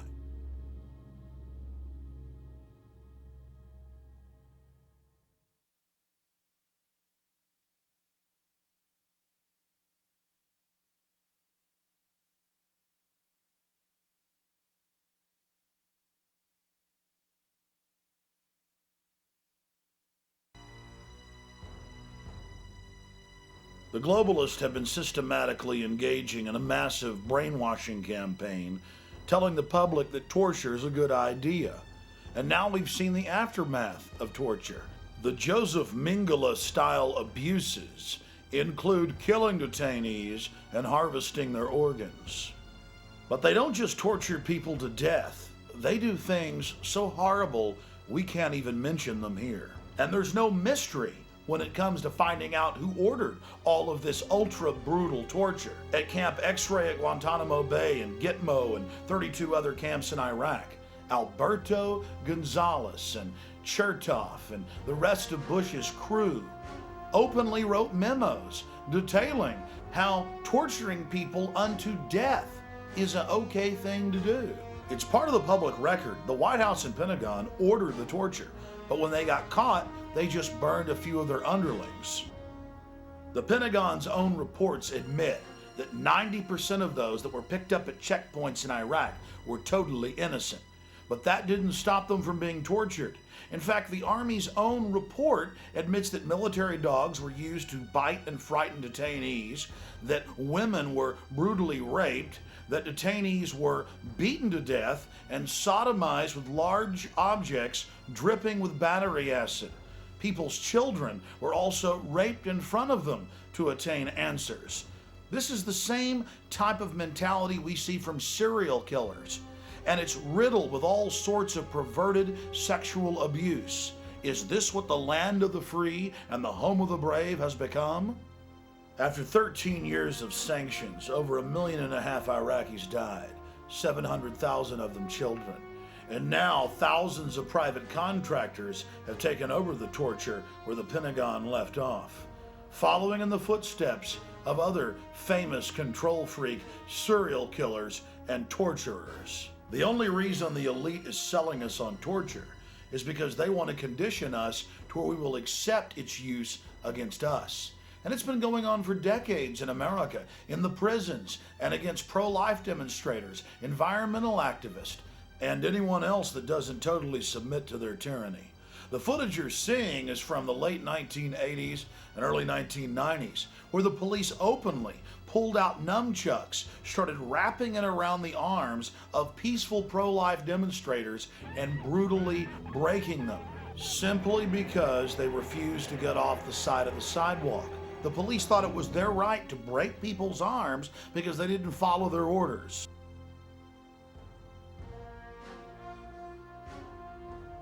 They used nunchucks on the rescuers. This is an illegal martial arts weapon, and merely possessing one in California is a felony. To be attacked with one is assault with a deadly weapon. Never before in the history of America have nunchucks been used on non-violent protesters. This is the gruesome sight of what happened.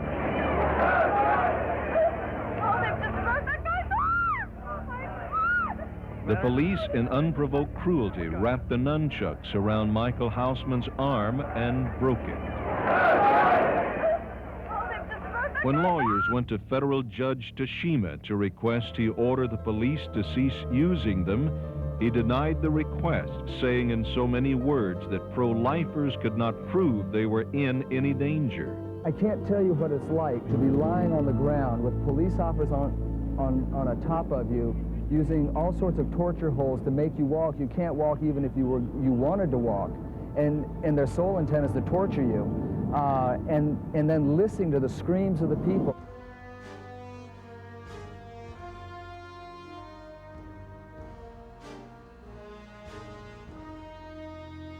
When you bring out riot sticks, it's usually because you expect to see some serious opposition, so you put on helmets and you put on face masks and you carry shields. These policemen were bareheaded. But here it was calculated torture, and the policemen were enjoying the pain. They laughed at the people screaming, and all of us screaming, all grown men, mature men. And you couldn't help but scream. What happened was when the two nightsticks squeezed on the wrists, they cut off the nerve ends and the flow of blood, and your hands swelled up to almost twice the size, and they turned black. It didn't matter whether you were a woman, a man, an old person. It didn't matter what your age, sex, or anything, that they were just there. They were going to brutalize everybody. And I think probably to the women more particularly, that they were very angry that they couldn't get a young woman like myself to walk. And I could tell that it was a pride issue. This is an important illustration because it shows us how long this tyranny has been going on in this country. And if they can get away with it with one group, they can get away with it against everybody. The fact of the matter is, the establishment and its enforcers have been setting the precedent for a long time to torture women in plain view of the public, to use illegal nunchucks and break people's arms.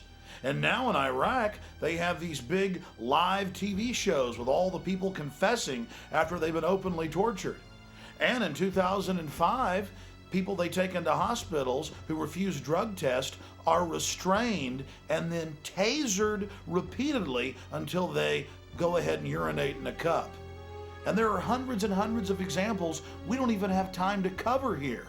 The point is, this is all macabre and terrifying, and the New World Order is conditioning us to accept it. We must resist it.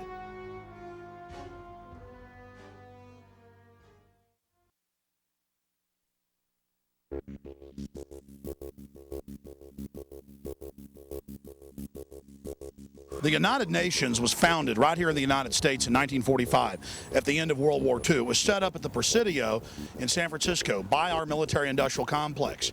The Rockefellers put up the money to build Rockefeller Center and to also give them the land for the United Nations. So this whole area is New World Order funded and controlled. And basically, it's a debating club to make the third world think that they have authority and to think that they're part of the power process. But really, the G8 or the G8 nations control the United Nations through the Security Council. We hear the reports all the time. They're in the news where some UN bureaucrat runs over somebody when they're drunk driving in New York or Washington, D.C., and nothing can happen to them. But it gets a lot worse than that. The United Nations has been caught hundreds of times running giant sex rings with kidnapped women and children out of Europe, Asia, Africa, the Middle East. It's a huge business. And right here in New York, they routinely catch these UN officials and even low-level bureaucrats with their own house slaves. Many times it'll be some UN delegate from Asia. He's got some kidnapped little girl from Russia. So these are the people in here telling you that world government's good and that they need to run your life. And you look at the UN's Charter and Declaration of Human Rights, it says you don't have any rights. It says the UN is the absolute arbiter and authority. And now we see our own government adopting the UN model of governance. The United Nations believes that private property should be in their hands, controlled by them. And when it comes to self-defense, back in 2000 at a UN meeting held here, their organization UNIDIR called for all civilian firearms to be confiscated. In fact, they stated that civilian ownership of firearms threatens the legitimate power monopoly of the state. Now, what's a power monopoly of the state? That's a dictatorship or martial law. And they strive to have governments have the monopoly of power over the people. Remember who was for gun control? Adolf Hitler, Joseph Stalin, Fidel Castro. In every case, if a government tries to disarm you, it's tyrannical. Black Americans couldn't own a gun. Native Americans had their firearms confiscated. Roman slaves 2,000 years ago couldn't own a sword or even a knife. Being disarmed is one of the key hallmarks of a society that's enslaved to its government.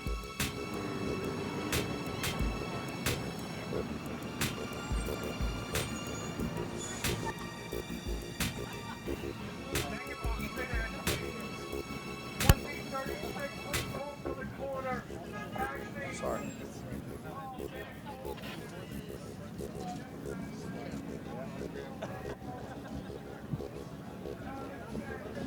A pile of fake signs meant to look like they were individually made. Getting slick here. Republicans do that too.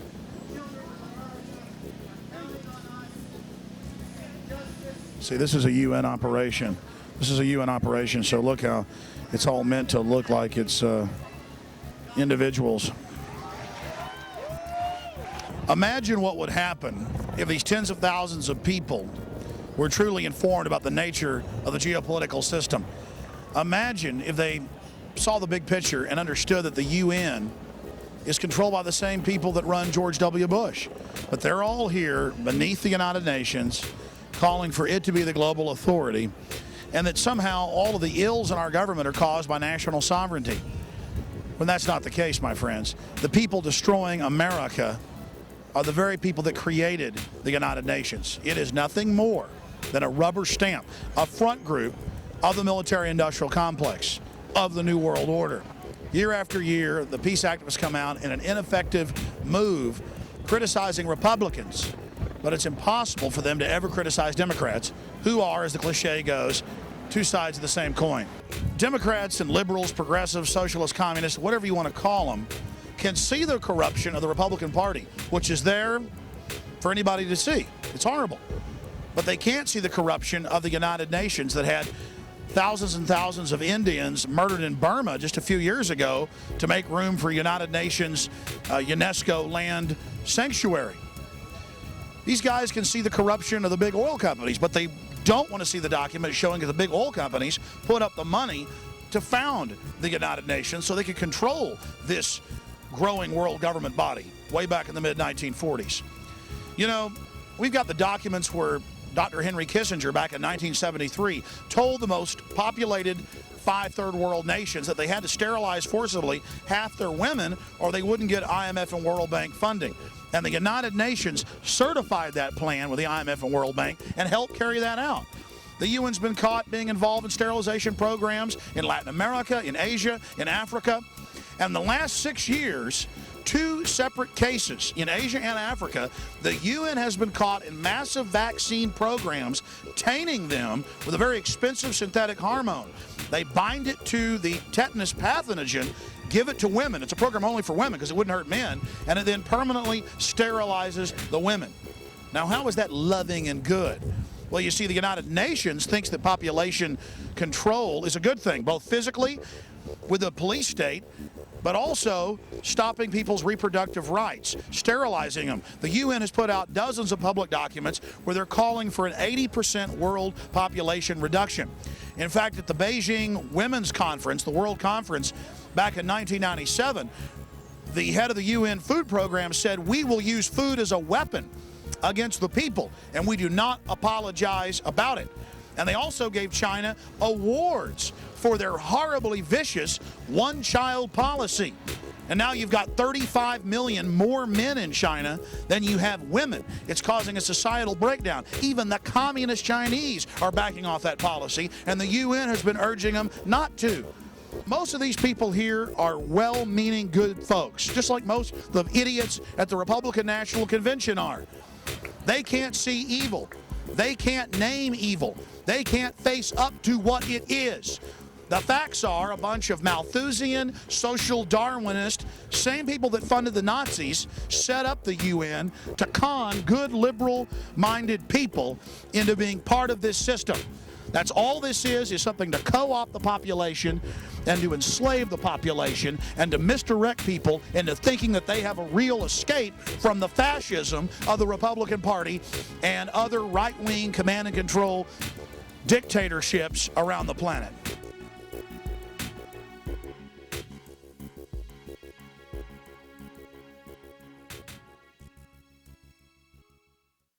Well, President George W. Bush has won the election, and the elites got their man back in place. President Bush, of course, has been great for the elite because he's neutralized so many millions of conservatives who believe that he actually follows conservative policies, whereas in truth he's for open borders, gun control, signing on to UNESCO and the United Nations, the growth in government in his first term, double the growth rate under Bill Clinton. But because he is a supposed conservative, he is a key Trojan horse for the elite to actually bring down our national sovereignty and set up a domestic police state unit, just like we saw in Nazi Germany or communist Russia. And make no mistake, that's exactly what Homeland Security and the new domestic CIA director are doing, is turning America into a martial law nightmare. Bush all along has been a polarizing figure, keeping people in the left or the right paradigm. So is Kerry. He's been very polarizing. That's how the elite wants you. Divide and conquer. Balkanization. That's what it's all about. So now they've put their Trojan horse, their fake conservative, their neocon, back in office under very questionable circumstances. But either way, they always control the outcome of the election because both the candidates are from the same social clique, the same organizations, and they're related. It was the same clique, the Kerry and the Bush. Okay, what is the option? The people, what do they have to choose? The presidential elections have turned into diversions. The real power is at the county, city, and state level. And that's where we can all, as little people, have an effect and get involved and really change policies. So that's where I suggest people get involved. You know, I authored a resolution over 2 years ago to repeal the Patriot Act, and thousands of other people picked up on it, and my personal resolution has been passed in dozens and dozens and dozens of cities. Parts of my resolution were incorporated into other resolutions and have been passed in over 400 cities and 4 states. That's just so far. I'm sure you've heard about the movement to repeal the Patriot Act at a city and county level. Yes, I did. Well, I just came up with the idea for that over 2 years ago, put it out on my website, Infowars.com. The people like you took action where the power is really at, and we effected change in a mighty way. Instead of being diverted by this smoke and mirrors theater, that's all this is theater with the Bush-Kerry ticket. Okay, the question is how you can act the small people because they believe one way or another way. We're trying to break that paradigm, that false left-right paradigm.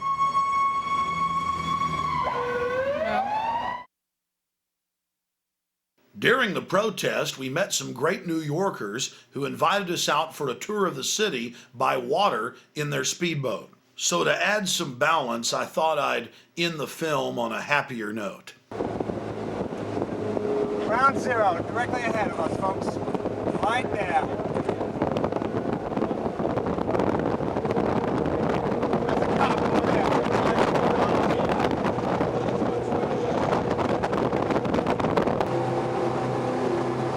150-yard quarantine. We cannot get within 150 yards. The hollowed out copper shell. Tear down the Statue of Liberty on Sunday. Yeah, document it. Something's still beautiful about it, but no, it's beautiful. There's some interesting theories about what its real meaning actually is. Oh, it's a woman in drag. It's Illuminati. It's a man in drag. Illuminati, right? It's a man in drag. Freemasons built Illuminati. I love those shoes. Her boobs are all worshiping. It's a man. Every woman's are. Oh, they are. No, it's a perspective. It's the angle. Why is it Illuminati symbol? What gives it away? Well, apparently, well, no. Admittedly, the French architect was an Illuminati guy. An accident. Well, I have a couple books on it, and sure. I would take it off now. The cop's coming over to us now. Check us out. Well, number one, it's male and female. It's androgynous. It's like in Mel Gibson's The Passion. The devil's male and female. So it's androgynous. Yeah, here comes the cops. Keep it rolling. Okay. I don't think they're gonna come over to us. What, pansexual? He's got a 50 cal on the front, 60 cal on the back. Let me get this. But it may be He's gonna park between us and the statue. And it also showed you like the different. They had different ideas before they came up with the process, and I forget exactly why they decided upon this. You know, Alex, you're right. I never thought about that. Look at her arm. That looks like a man's arm. No, it is. It's admitted. The hand is huge.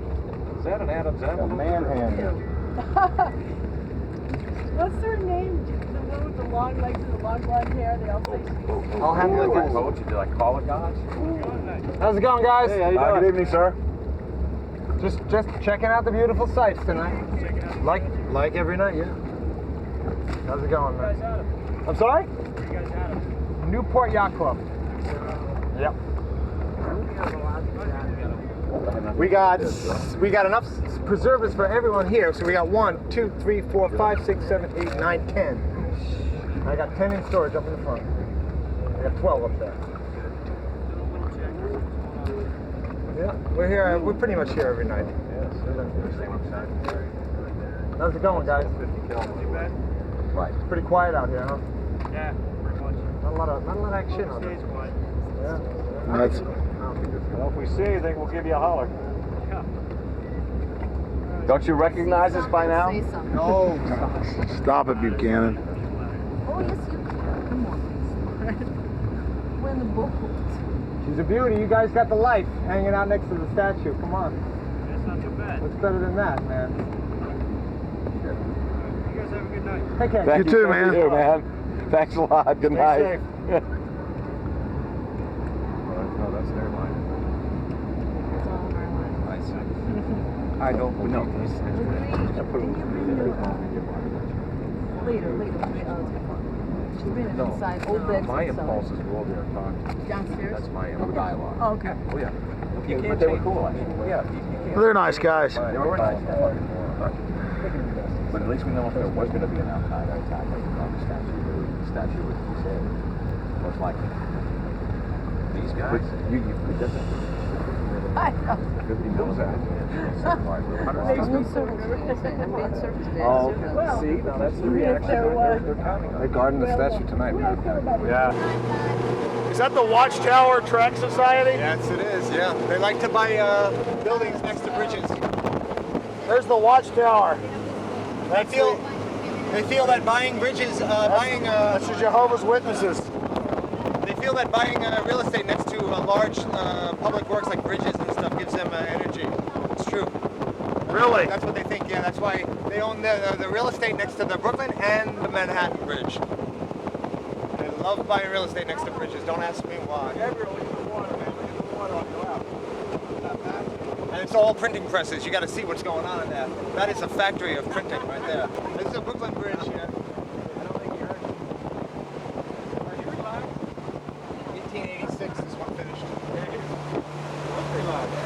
Washington, well, the British amassed at Staten Island, 2,000 ships. Washington boogied right there. He came up through Brooklyn Heights and he had to make a quick boogie out. Because they would have killed him. Here, then? No, God, look at the purple on the water. There would have been nothing. Absolutely gorgeous. How deep is this? Harry, how deep is this? We're at 40, we're 51 feet. The last guy I saw get killed, he was on this pier, and what happened was the cops went up to get him, and what I saw with my own eyes was the cop lunged to grab the guy, and he went backwards, so it was reported as a suicide. And when he fell, he hit the high tension wire. Oh my God! Human going down.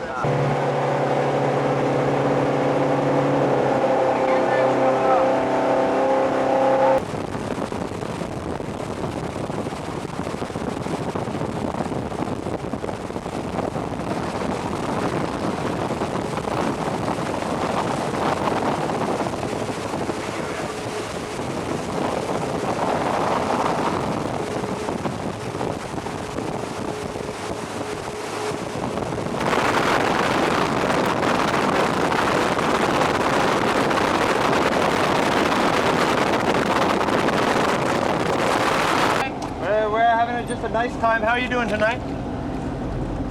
How you doing? What are you doing? We're traveling around having a fun time, enjoying the convention. How are you guys doing? Okay, good. Yep. You guys drinking? Beautiful. Sorry? Yeah, lights. Okay. And we were just sitting out here. All right, try to put it off, please.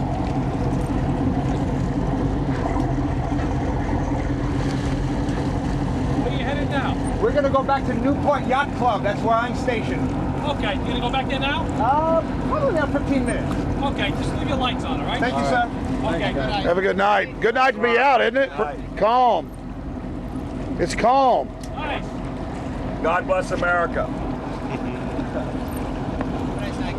See you later. I'm gonna crack you.